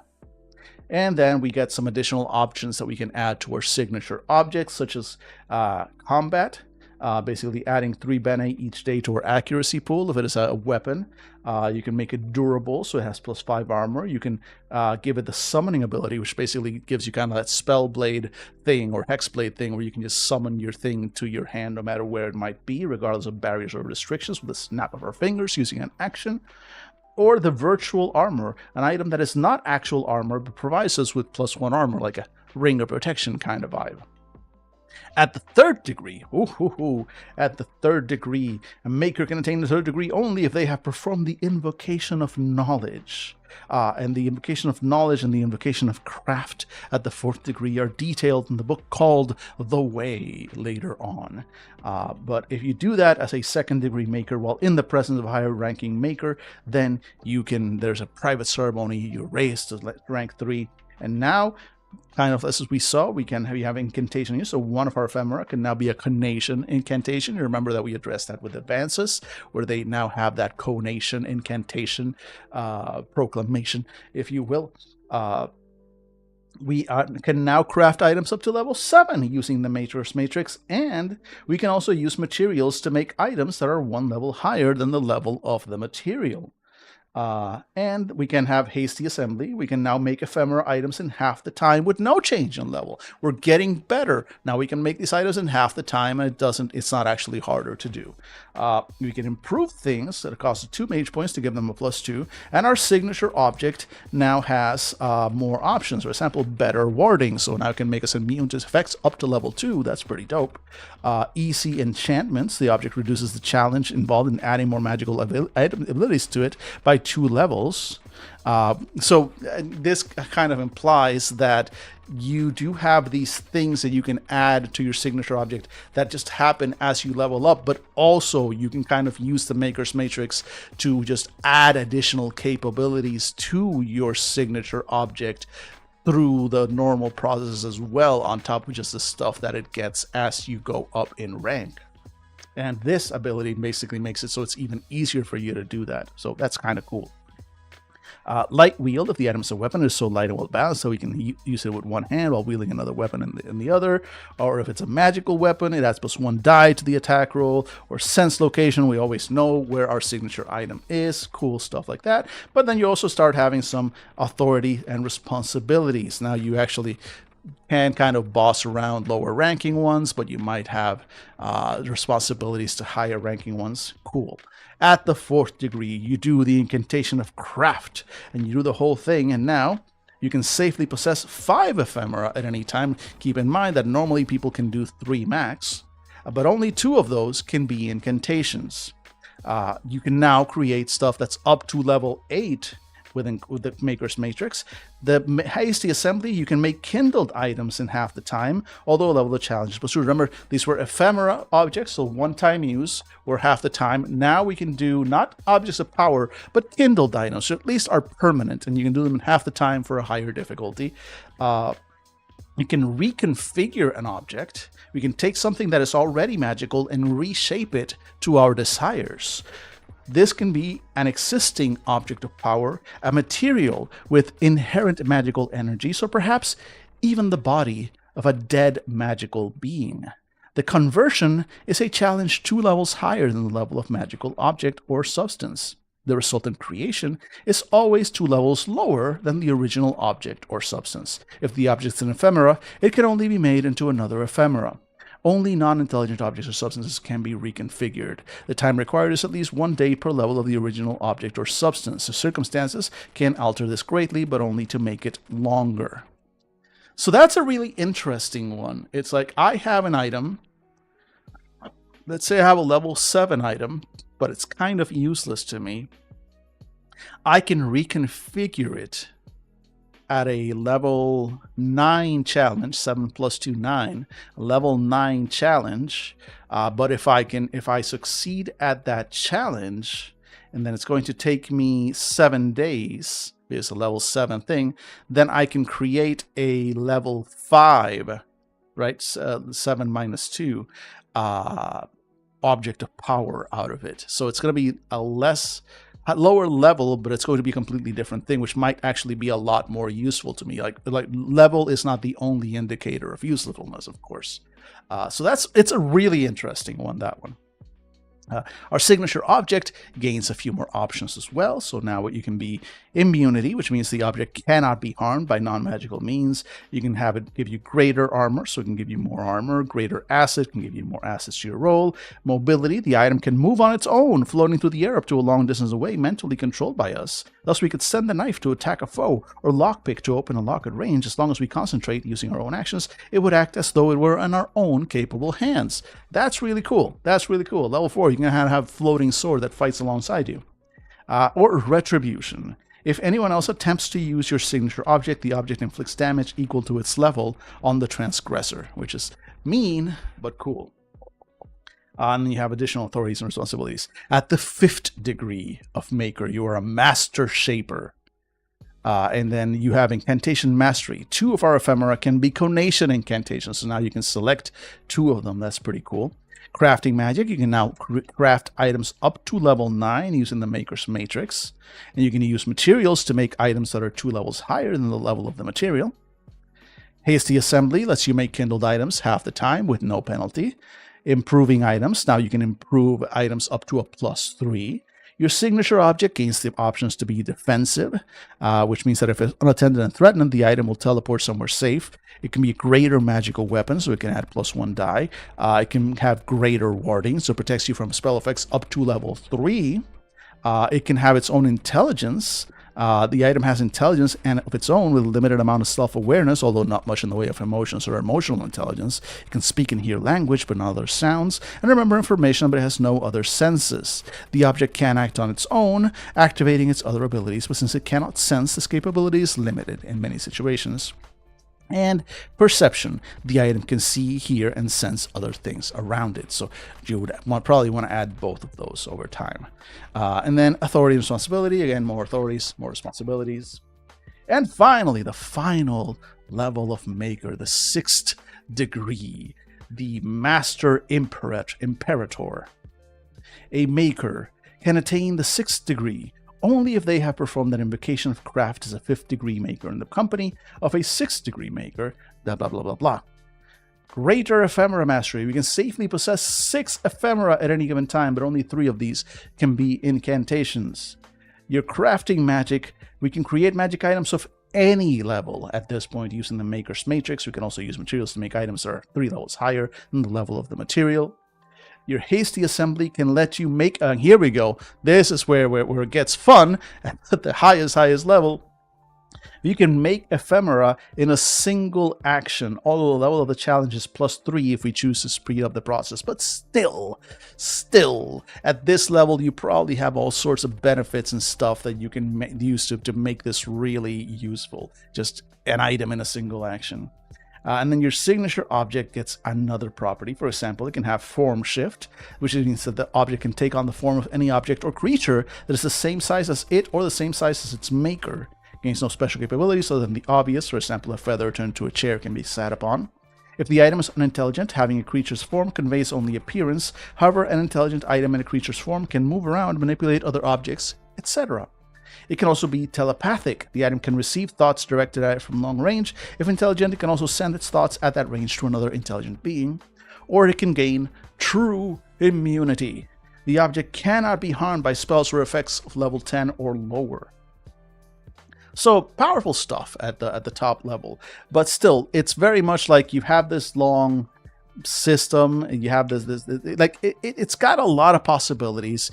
The fact that there are decks after decks after deck of objects of power means that there are so many things that you have access to, and as mentioned earlier, you also do have access to where are they? To spells. To regular spells. So you can also just learn regular spells, which are not like advanced spells. These are just regular stuff. Like, for example, here we go. This one, a Knight's Spy, which is a level 5 spell. So it would cost you 5 sorcery points to cast it. There is no option like with advances where you can cast it for free. Just have this spell, you know it.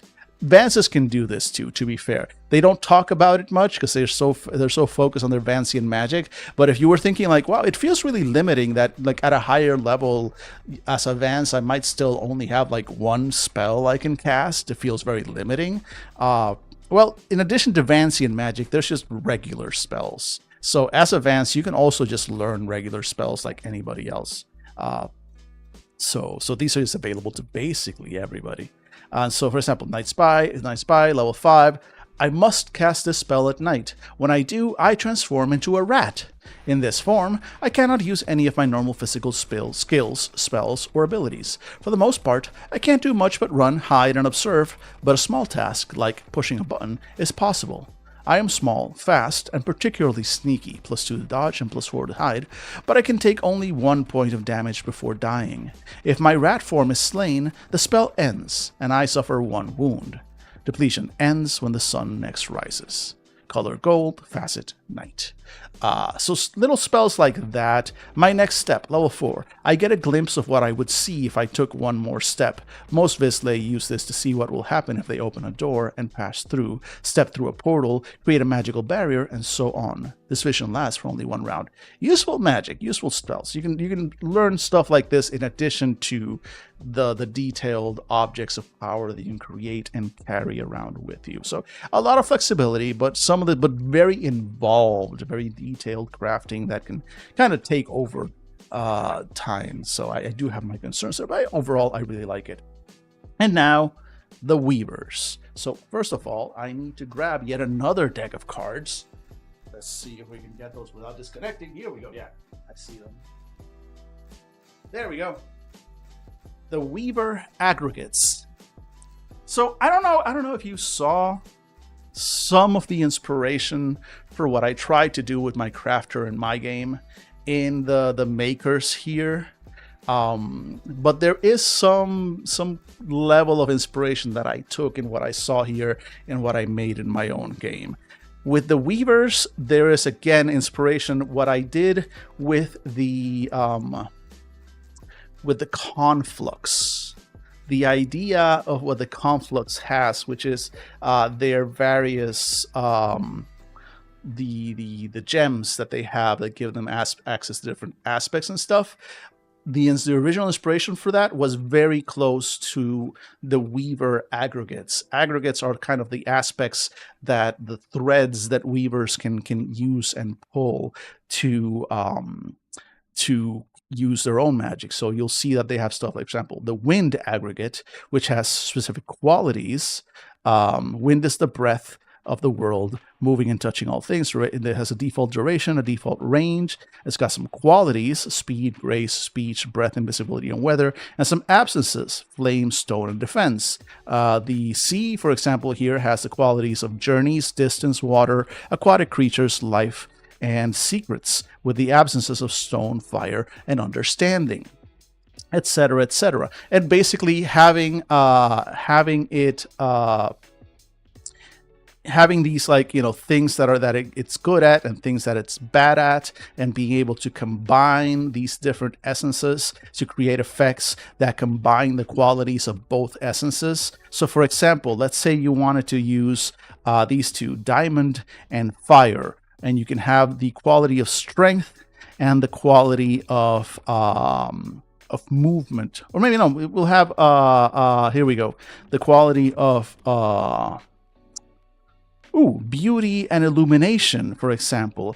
And you could cast an effect that basically makes everything around you look more beautiful and attractive and stuff like that. So weird little effects like that you could do with a combination of aggregates as a Weaver. So again, a lot of those same aspects were, you know, inspiration was taken for my own game. Mine are slightly different, but the core concept is kind of there a little bit as well. Let's see. I took out most caster powers in mine, and it's mostly skills now. Probably will be all skills soon. Yeah, no, that's the thing. Like crafting, like, I want to love it every time. I'm a fan of crafting in theory. In practice, it tends to be less than what I want it to be, which is the problem with that. But now that I've given you a little bit of priming on the Weaver, let's go ahead and read through it and see what we've got there. So the Weaver. Magic is a fluid thing. And there's a little sidebar. It says, players who really want to stretch their creativity will love to play Weavers. They probably think well on their feet. They face fewer constraints, but weaving is more taxing than casting traditional spells. Choose this order if you like the idea of being able to do a few magical things with few limits, rather than more things that have strict parameters. So, magic is a fluid thing, and resists being confined into rigid practices like spells. True magic, we Weavers know, requires an understanding of, an intersection with the universe and the universal truths. Such things cannot truly be encapsulated or imprisoned in spells. Weavers take magical concepts and deeply imbued into the world and weave them together to produce effects. Perhaps not surprisingly, we refer to these concepts as threads, and we consider each a fundamental aspect of creation. We use creativity rather than simply dry knowledge to wield magic. We take various qualities, which we call aggregates, or, as previously stated, threads, and weave them together to get a desired effect. A Weaver might have access to the aggregates of freedom and moonlight, and weave them together to create an effect that allows us to move with uncanny grace after the sun has set. If we also pull a thread of hate, we could turn it into a spell of vengeance that comes in the night. We conceive our magic on the go, and thus we are always unpredictable. We are the artistes of the Visle.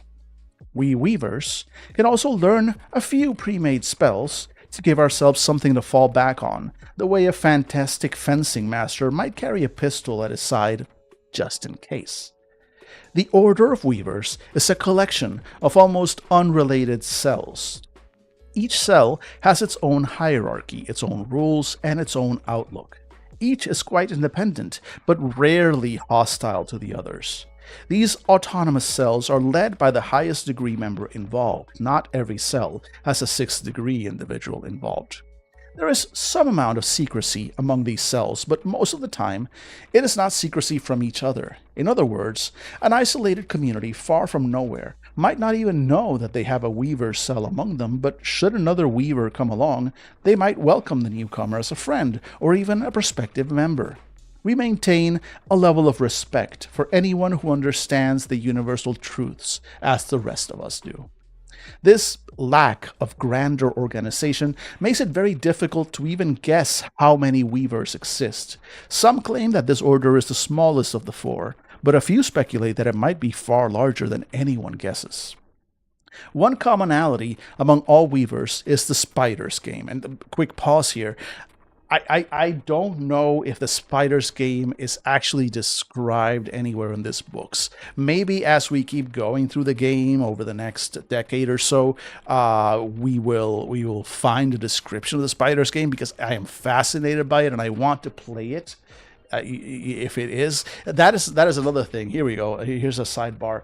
There was once a game called The Game of the Gods. The Game of the Gods. Wait, can I find it? No. Okay, sorry. This is gonna be a full sidebar. Full sidebar. Give me see. Cornell Game of the Gods. Risley. Let's see. Risley Hall board game question. Okay, so somebody remembers this. The Risley Hall board game. Not sure whether this is still around. When I was at Cornell in the early 2000s, so by the way, I'm a college dropout. I went to Cornell for a single year between 95 and 96. And when I was at Cornell during that 1 year, I saw the game, or The Game of the Gods. And for a long time, I actually thought that maybe I imagined it, because I could find nothing about it online, because this thing existed since before the internet, and nobody knew about it, nobody talked about it, and it was so weird. Because I was trying to explain it to a friend and couldn't really remember a lot. I was wondering if anyone could post some pictures of the board and pieces, maybe a recap of the rules, and here's a link.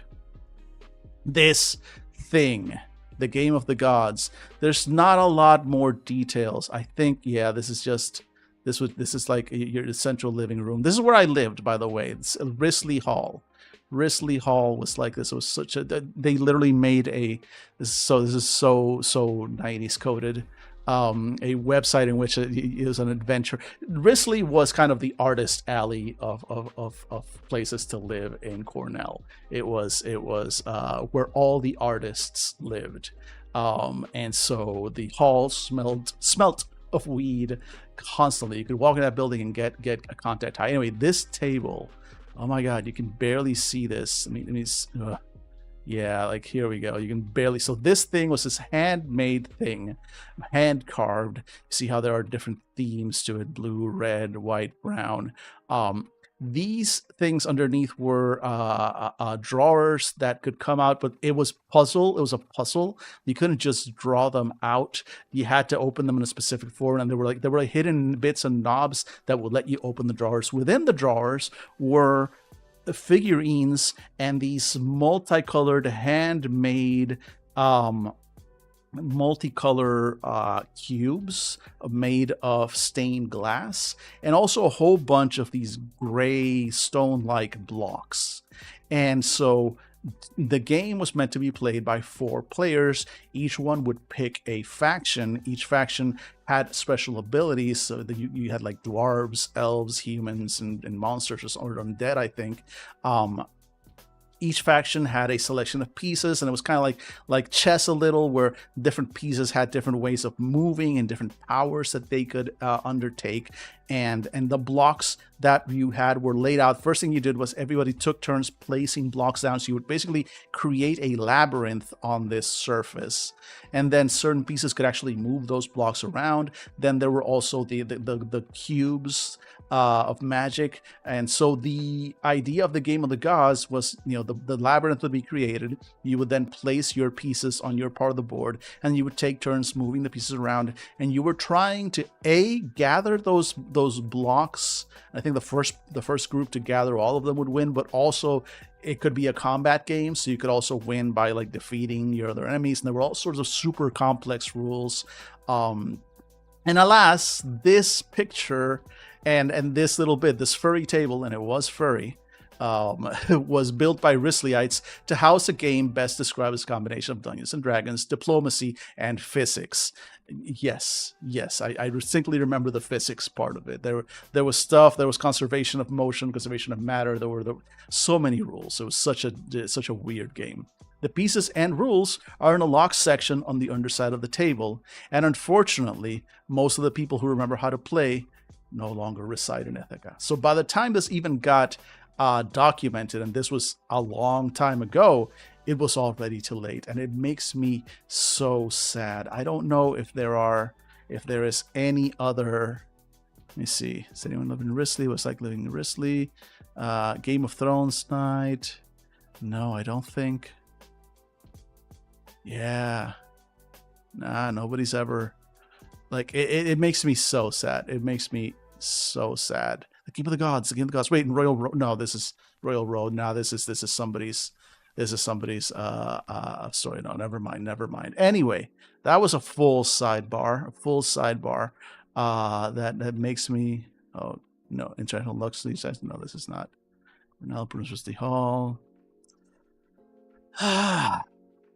Nah. The Game of the Gods, I suspect, will just, it now lives only in my memory, and it's such a shame, because it was such a weird and memorable and important part of my past. I actually tried to recreate it once. I don't think I have. I'll have to check, because I tried to recreate it. I tried to jot down the rules from memory, and I gave up. But I should look up what I had and see. That might be a thing to do someday. Like, try and recreate some version of the Game of the Gods again. Anyway. Oh well. All of that to say, that sidebar was inspired by the mention of the Spiders game, which is this weird little game that apparently the Weavers play. I don't know if there's an actual description of it. I hope it is not a Game of the Gods situation, which, nope, nobody will ever know what this game was actually like anymore, other than vague rumors. I hope that's not the case. But anyway, one commonality among all Weavers is the Spiders game. This game is played on a complex set of at least 4 and as many as 9 boards at once, with a wide variety of specific pieces representing different moves and combinations, depending on the piece and the board it currently occupies. The Spiders game, which can take many hours to complete, is intricate in the extreme and showcases each player's creativity and deep thinking. Those who excel at the game think many, many moves ahead and remain aware of a wide variety of possibilities. Although non-Weavers can play the game, most do not. However, all Weavers own a copy of the game and play with other Weavers as often as they can. So again, it kind of bugs me that there is this mention of this game, and it's said that all Weavers have it. They play it as often as they can with other Weavers. But again, I've yet to see an actual description. Like, other than that, like, okay, play multiple boards and it's this, but like, does this game actually exist in the fiction somewhere? I don't know. I don't think so. I haven't seen it yet during my time going through this, but who knows? We may still be pleasantly surprised. Philosophy and outlook of the Weavers. Magic is art, not science. While knowledge is good, insight and talent are just as important, if not more so. Plan ahead, but at the same time, be ready to improvise. Look at all the factors. Don't rely only on what you've studied. Adapt to the current situation. Determine the various possible consequences of your actions before you act, but do so quickly. We Weavers see a beauty in magic that others seem to miss. There's an artistry in what we do that you won't find in complex formulae. Relationships. The Vances and Goetics have a tendency to dismiss us as undisciplined or mistrust us for being difficult to understand. Makers understand us better, for we both work with something to create something new. Apostates often feel a kinship with us, considering us to be the least ordered of the orders. Path to joy for for weavers. Spending 1 month instructing a weaver of a lower rank, winning a match of the Spiders game against a weaver of higher degree, or finding and recruiting a new member to our cell. Path to despair. The following actions give us despair: a woven effect taking on an entirely unexpected nature, or using a woven effect to accidentally destroy or harm something we love. Let's see, if the Spiders game doesn't exist, I want to make it right? If it doesn't exist, it must be made. Because I do love the concept of it. And again, making something that is apparently a critical part of what your character is. Like, it's something about the part to joy. All makers apparently play it, etc., etc. It's like a big thing to them. Not makers, sorry, all weavers. All weavers play this as a big thing to them. This should be an actual game, right? There's got to be a description. In fact, wait a minute. Let's look into it. If this exists somewhere, and you would think there would be, like, see, there's little notes saying that there are single player and multiplayer variants of the Spiders game, but again, there's no mention, there's no link, no page, no nothing. If it was going to be somewhere, one would think maybe it's in the book The Way, which is the next one here that we have. The Way goes into a lot more detail on some of the magic paths. See, the Way of Magic, Magical Practice, Minor Practice, Long for Magic, Banned Spells, Maker's Matrix, Weaver's Threads, Aggregates, Goetic Summoning, etc. So if we go to the Weaver section, 64.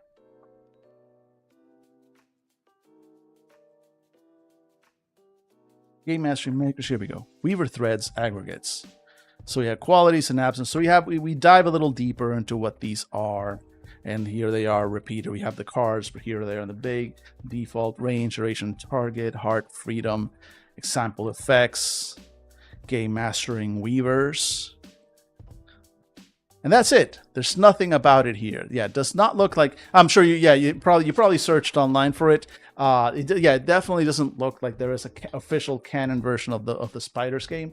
And that feels like an oversight. That really, if you're going to make something like this and make it such a big part of the game, then make it a thing, make it an actual thing. Like if I was playing a Weaver, and let me be clear, I think Weavers are one of the cooler ones. I like the concept of what they do so much that I stole it for my own game. But I would want to play this. I would actually want to play the Spiders game, even if it's just a simplified version of it. So I wonder, like I said, I'll have to check. Maybe there's some fans have made it as well. I'll have to look, but it does feel like it should be a thing, right? All right, so let's kind of see how far we can go before we wrap up today's stream. So we've got about 20 more minutes before we end today's stream. So let's look at the first degree Weaver. It's a master of the loom. You can get 3 ephemera. You can have 1 level of skill with anything having to do with understanding, quantifying, or identifying magic that lies outside of codified magical practices, like spells, rituals, invocations, and the like. They might include natural magical effects, etc. Threads. So we can take 2 different categories of power called aggregates. Again, we saw the cards here. And combine them to create a magical effect. Each aggregate has a number of qualities that can be drawn upon to produce the effect. For example, an aggregate with the light quality could be used to illuminate a dark area. Each aggregate also has at least 1 absence. An absence is something that the power of the aggregate can never be used for, no matter what it is combined with. A level of the effect is determined by consulting the effects by level table, which is in the way. Page 21. See, here we go. Already having to refer to other books. So page 21 here, effects by level table. So basically,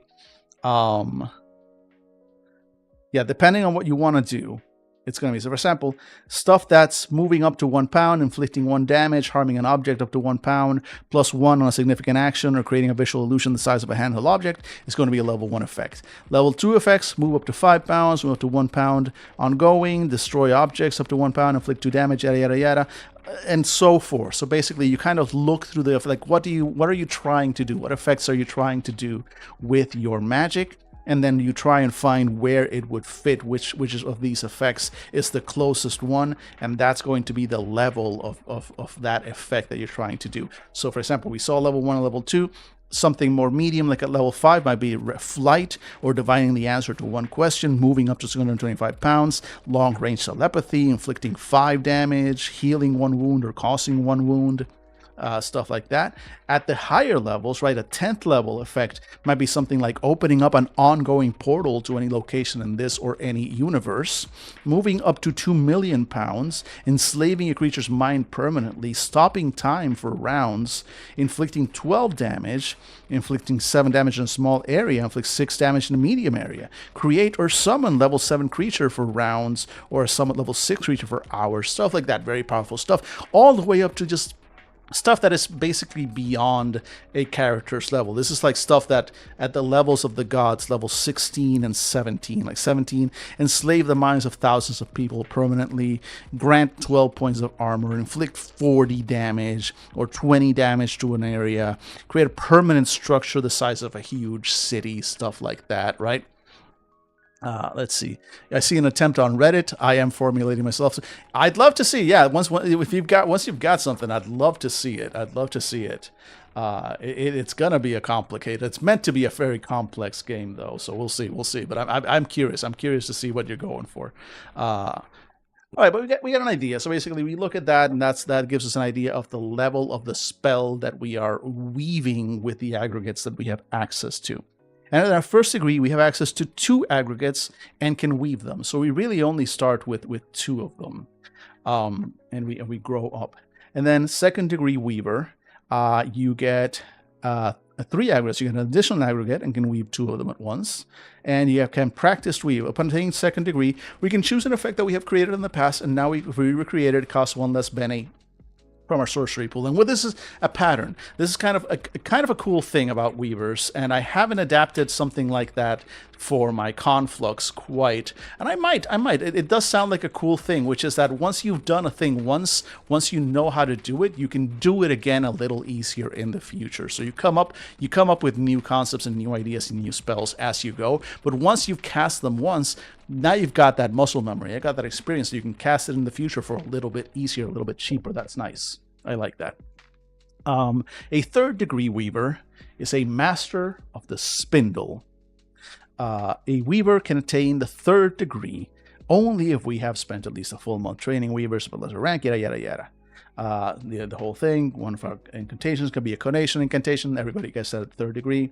Threads. We now have access to 4 aggregates and can weave up to 3 of them at a time. Weaving in a third aggregate might simply expand the breadth of an effect, but might also magnify it. If 2 aggregates of the 3 have similar or identical qualities, the level of the effect is increased by +1 without increasing the cost, depending on the circumstance. For example, a level 3 effect that weaves fire, freedom, and moonlight could use the movement quality from both fire and freedom and the quiet quality from moonlight to make a stealthy movement effect that operates as level 4 but still costs only 3 sorcery. Which is cool, but complicated, right? But I get what they're doing for there, right? If you have multiple aggregates that all share the same quality and you're using that quality in your spell, you can kind of power it up for free. And then you have Enhanced Weave. Upon attaining the third degree, we select one of the qualities of an aggregate that we have access to, and if we use that quality in a weave, it costs 1 less Bene from our sorcery pool. So that's also very cool. Like, for example, you have this fire aggregate here, and it's got, damage, destruction, heat, illumination, movement, and passion. Now let's say maybe movement is one that we've used. I mean, the most obvious one is damage, right? But movement, let's go with movement. We've used the movement aspect of this multiple times in the past, so we can go like, you know what, I like spells that move me around, so I want to make we can choose one of the qualities of an aggregate that we have, and if we use that quality in the future, it costs 1 less Bene from sorcery pool. So basically, from now on, I hereby declare that the movement quality is my sort of enhanced quality. So now, anytime I use the movement quality from the fire aggregate, it's gonna be cheaper for me. It's kind of cute, kind of cool.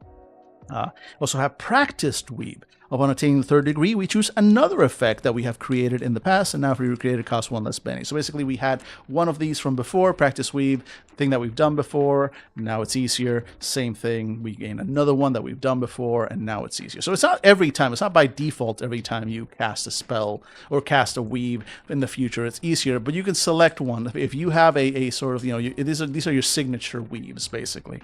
and they are easier for you. At the 4th degree of being a weaver, you are a master of the weft. A weaver can attain the 4th degree, blah, blah, blah. Skip the setting of how you do it because that's just in-character stuff. And the threads, we now have access to 5 aggregates and can weave up to 3 of them at a time with the same restrictions as before. Our enhanced weave, upon attaining a 4th degree, we select another of the qualities of an aggregate that we have access to. And if we use that quality, so again, it's just like the fire movement, but we now get another one. Practice weave, again, yet another effect that we created in the past is now easier. At the 5th degree, Master of the Warp, a weaver can attain the 5th degree, yada yada. Threads, we now have access to 6 aggregates and can weave up to 4 of them at a time. If 3 aggregates of the 4 have similar or identical qualities, the level of the effect is increased by +2 depending on the circumstance. Enhanced weave, we get yet another aggregate that we have access to, and yet another bonus, blah blah. Practice weave, yet another one that we've done before is now easier. And then at the 6th degree weaver, Grand Artist, we have access up to 7 aggregates and can weave up to 4 at a time. Enhanced weave, yet another one. Practice weave, another one. You get the idea. The funny part about weavers is that their advancement is kind of the simplest of the bunch because their way of casting magic is so flexible. It's these aspects, these aggregates, and so you have this entire, just this whole playground of concepts to play with and make stuff up as you go along. And honestly, as a Weaver player, half the fun is going to be in imagining what you can do, in looking at this stuff and going like, these are my available aggregates, and I'm going to look at them, and I can do like 3 at a time, and I can look at these and go like, all right, so what can I pull off with aggregates of the Tower, Thunder, and Sleep? And so we've got, for example, we've got, let's see, are there any that are that are related here? That are, I don't think so, actually. This is kind of a bad choice. I don't think any of their qualities overlap. Now that I'm looking at this, yeah, almost none of these overlap. So not a great example, but also like that is part of the challenge now. It's like, how do you combine? What effects can I do that take into effect, say, height and damage and nightmare? So we could make it basically, ooh, that would be a very cool one. So damage, damage, height, and nightmare could be a Weaver effect that gives you a nightmare that you are falling, and when you fall in the dream, when you hit the ground, instead of waking up, you take damage. As if you had fallen in. And the level of that is going to be based around how much damage you want to do based on that table that we were looking at before, right? But that could be like a cool little aggregate effect, and that's a thing. That's a spell that you kind of just make up. Like, I love that concept. I love the concept of just like you are making up effects as you go based on these aspects. It's kind of what I loved about old school like Mage the Ascension and how magic was in that, but it's also kind of like what made magic this is a challenging approach. It is work, right? It is not simply, I don't have simply a list of spells that I can pick through. I have a list of concepts that I can build with. That is incredibly attractive to me, but I can see also it being a challenging thing to play through. And now, with about 10 minutes remaining in the stream, do we hop in to see the Goetics? Let's go ahead and at least read about them a little bit, and then tomorrow when we come back, we can dive into them a little bit further, because Goetics are really interesting. They are the demon summoners, and basically all they do is summon demons, angels, and creatures to do their bidding, and their whole power system is based around negotiating with them and the kinds of favors and tasks that they can ask these summoned creatures to do for them. So let's go ahead and read through the Goetics real quick before we wrap up. Goetic. If you seek true power, you would be wise to join the ranks of the Order of Goetica. We of the Order summon communicate with, and sometimes control spirits, demons, angels, and far stranger beings. This is where true magical power lies. We call upon pacts and the ancient rituals that accompany them to forge deals with powerful non-human entities in this and other universes, drawing power from them in exchange for ... various things. Allegiance, deeds, life force, or even more esoteric needs. We call upon these beings to serve us, help us, or simply do as they will. The night side of the Path of Suns concept, revolving around a particular current of magic, originated with the Goetics. Summoners who favor demon kind over other patrons and servants call themselves walkers of the night side. Sometimes they refer to themselves as we who favor our left hand. Those who call upon angels or other gifts of the legacy, then, could be referred to as those favoring their right hand. Many of us, however, eschew such frippery. At the very heart of our art is the negotiation and interaction with the inhuman, otherworldly beings we conjure. This process is called the colloquy. It can involve gifts, bribes, persuasion, intimidation, compulsion, or trickery. It can rely on agreements made in ancient pacts, contracts signed, or obligations owed. There is no one right way to convince a conjured entity to do what we want it to do. We use many strategies. We Goetics must have a good understanding of the beings that we deal with.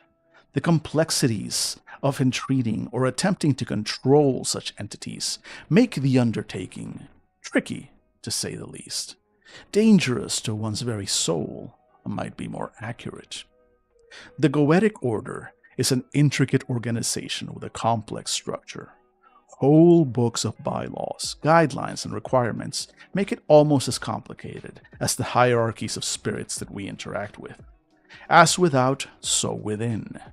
Leadership in the order is, of course, based on degree, but within the ranks of the 6th degree Goetics, the understanding of who commands what aspect of the order is Byzantine and confusing, even to most Goetics. Each of the Ultima Mysterians, that is, 6th degree Goetics, oversees a specific area, which means that each has a secondary title, such as Master of the Initiations, Master of Namekeeping, Master of Pact Records, Master of the Ceremonies, and Master of the Libraries, to name just a few. Philosophy and Outlook. Goetics typically choose either the left-hand path or the right-hand path, which are also called the Night Side Path and the Path of Suns. Thus, we mostly focus on the ideals of demons or of angels.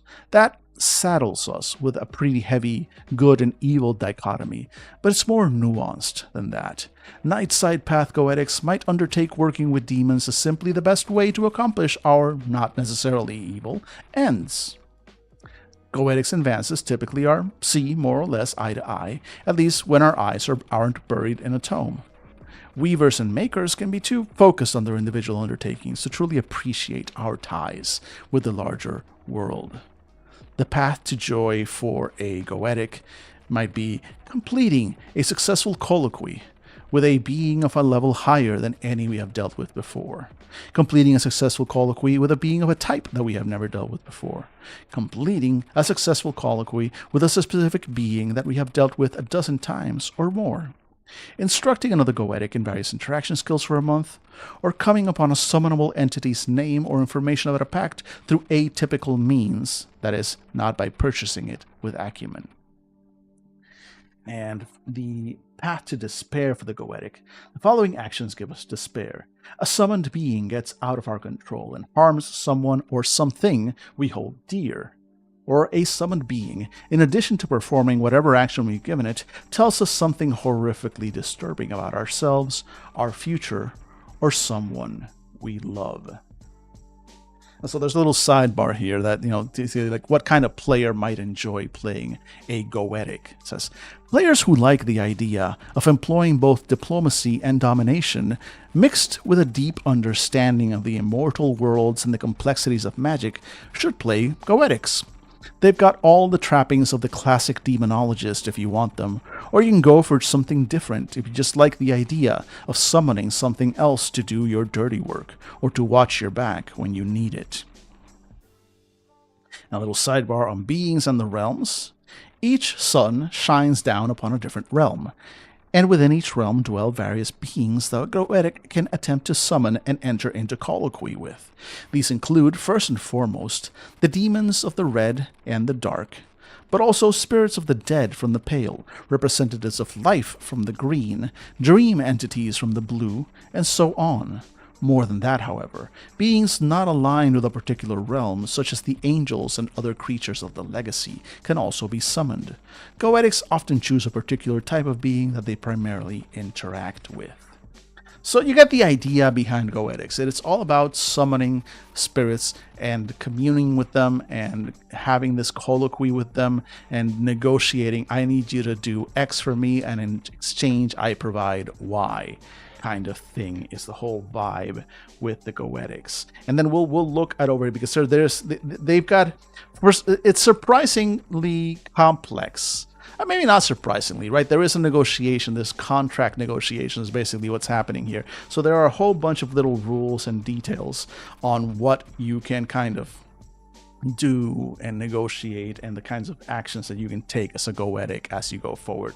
Also, eventually you get, Goetics are also quite literally the pet class, right? They can summon things. So you can have, if you want a familiar and stuff, Goetics are your kind of your choice. But they're interesting. They're interesting, and we'll kind of dive into that, and also the note on Game Master. In fact, before we finish, like I said, we'll see all the details of what Goetics do tomorrow when we get back. But the last thing I want to read before we wrap up the stream here is this little advice that it gives you for game mastering summoned entities and familiars, which is interesting guidance to have to do the time. Hey, Arbalist, who is this? What's happening? I started really late today, friend. I started really late, and I'm about to end. We went long. We didn't went long. It's going to be a normal 4-hour stream, so we're about to wrap up.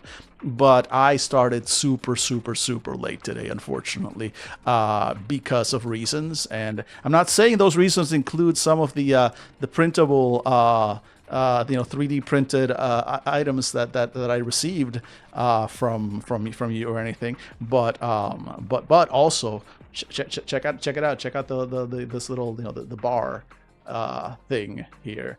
It's kind of neat, and little roulette table thing, which still has some supports that I need to clean up, but just saying.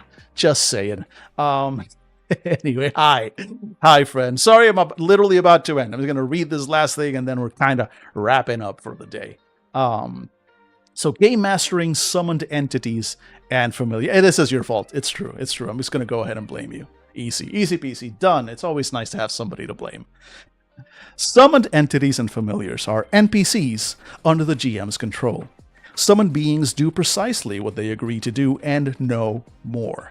Different entities have personalities and philosophies. An angel might be more willing to help carry innocence to safety. A nature spirit would be more likely to help someone trying to put out a forest fire, and so on. But no intelligent summoned being will do what they're told just because the Goetic thinks it's within their oeuvre. Oeuvre? Is that the word? Oeuvre? I don't know. Anyway, the entity still needs to be successfully convinced, persuaded, intimidated, or tricked, or rewarded for its time. Attempts to take advantage of an angel's good nature, for example, should usually end up with a disappointed Goetic.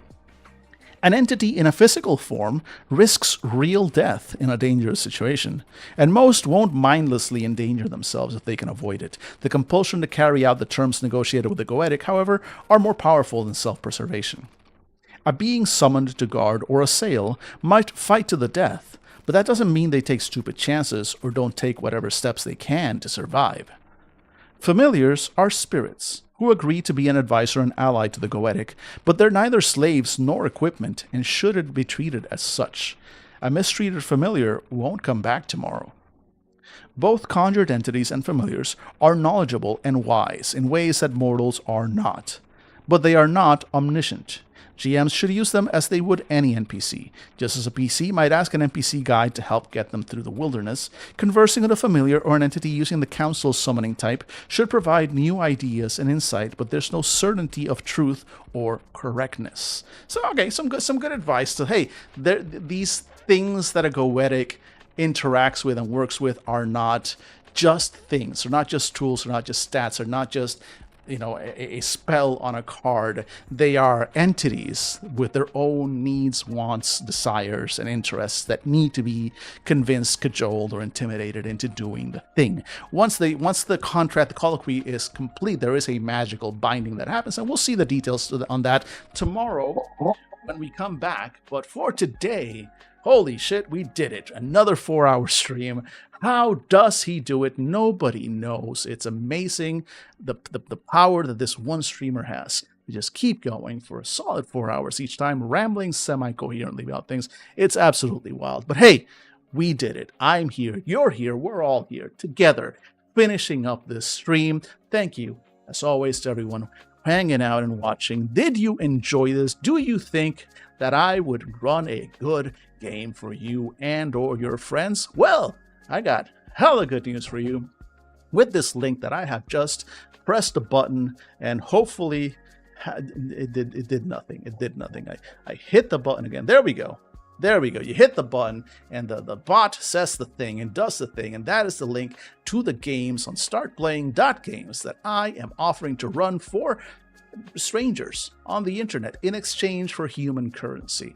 That is the thing. If you yourself don't think you can join one of those games, that's fine. That's fine. I love you anyway. Tell your friends. Tell your enemies. Tell strangers on the street. Give them the link that I have just shared. Maybe one of them will get to play a game with me, and then they'll be better people for it, because that's what I do. I improve lives. Anyway, thanks so much for hanging out. Ken Doyle, thank you so much for hanging out. Everybody else, as always, I sincerely appreciate everybody just vibing with me. As PB has said before, I make great background noise, and I'm happy to provide noise in the background for all y'all. Tomorrow, I'll be back, hopefully at the correct time, 3 to 7 again. This is now the official kind of time for my streams, unless it changes again. Who knows? Who knows? It just might. So the best way to find out is, of course, if any of you on stream do not have my socials yet, there they are. I just linked them. Go ahead and follow me on those socials, and that is the best way to know when I'm streaming or when I'm not streaming or when things are late or whatever. It's all there. I reveal all within the socials. Other than that, again, thank you all so much for hanging out. We're going to go ahead and wrap it up now. And yeah, I'll be back tomorrow, 3 p.m. to continue this deep dive into Invisble Sun and all the high weirdness that comes along with it. Have a great time zone wherever you are, and I'll see you tomorrow.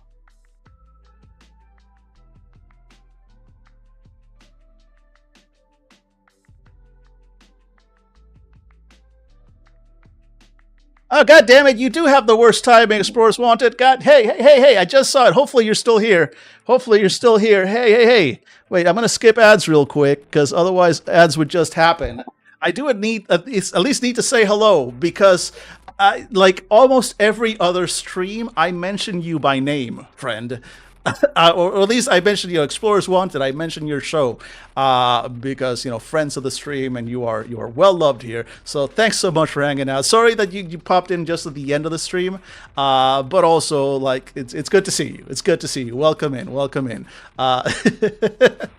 Sorry to be ending and wrapping up just as you arrived, but I do sincerely appreciate you dropping by. Look, the hours are 3 to 7 p.m. Eastern right now. This stuff is subject to change. We'll see. And again, one last plug for anybody who might not have seen it. SPG again. These are the.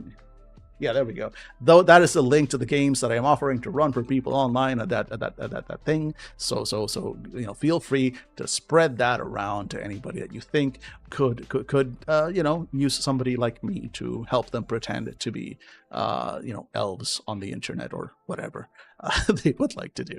All right. Anyway, with that, I really do need to wrap up. It's been 4 hours, and I need to stop I need to stop right now. So with that, I'm gonna seriously call it a night for tonight. I won't even make the threat that I might come back later. It is 8 p.m. almost. I'm usually like in bed by. I'm not coming back tonight. I'm done. Maybe tomorrow night. Who knows? It might still happen one of these nights. Unless, of course, my time gets taken with the games that I have just tried to shill there. One of these nights, the threat remains. It is the chances is low, but it's never entirely zero that I might come back at some point later in the night and play video games.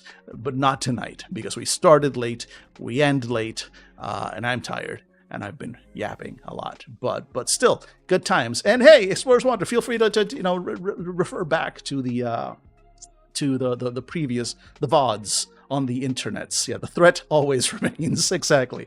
As I've been going over Invisble Sun, I know this is a game that like me, you two have feelings about. Hopefully, mostly positive, but there's a lot of shit to be talked about this game too. Let's be clear. Let's be clear, right? This game hurts us. This game and Monty Cook have hurt me in dark and unspeakable ways, and they have hurt my wallet in even darker and more unspeakable ways, and they continue to do so on a regular basis. God damn you, Monty. God damn you. Anyway, do have to wrap up. It was still good to see you, buddy. It was still good to see you. Hopefully we'll have better timing one of these days. You get to hang out on the stream a little bit longer, but it's always good to see you. All right, again, for the final time, I'm leaving now. I've got a cat that I need to go pet, so I'm gonna go do that. Bye-bye.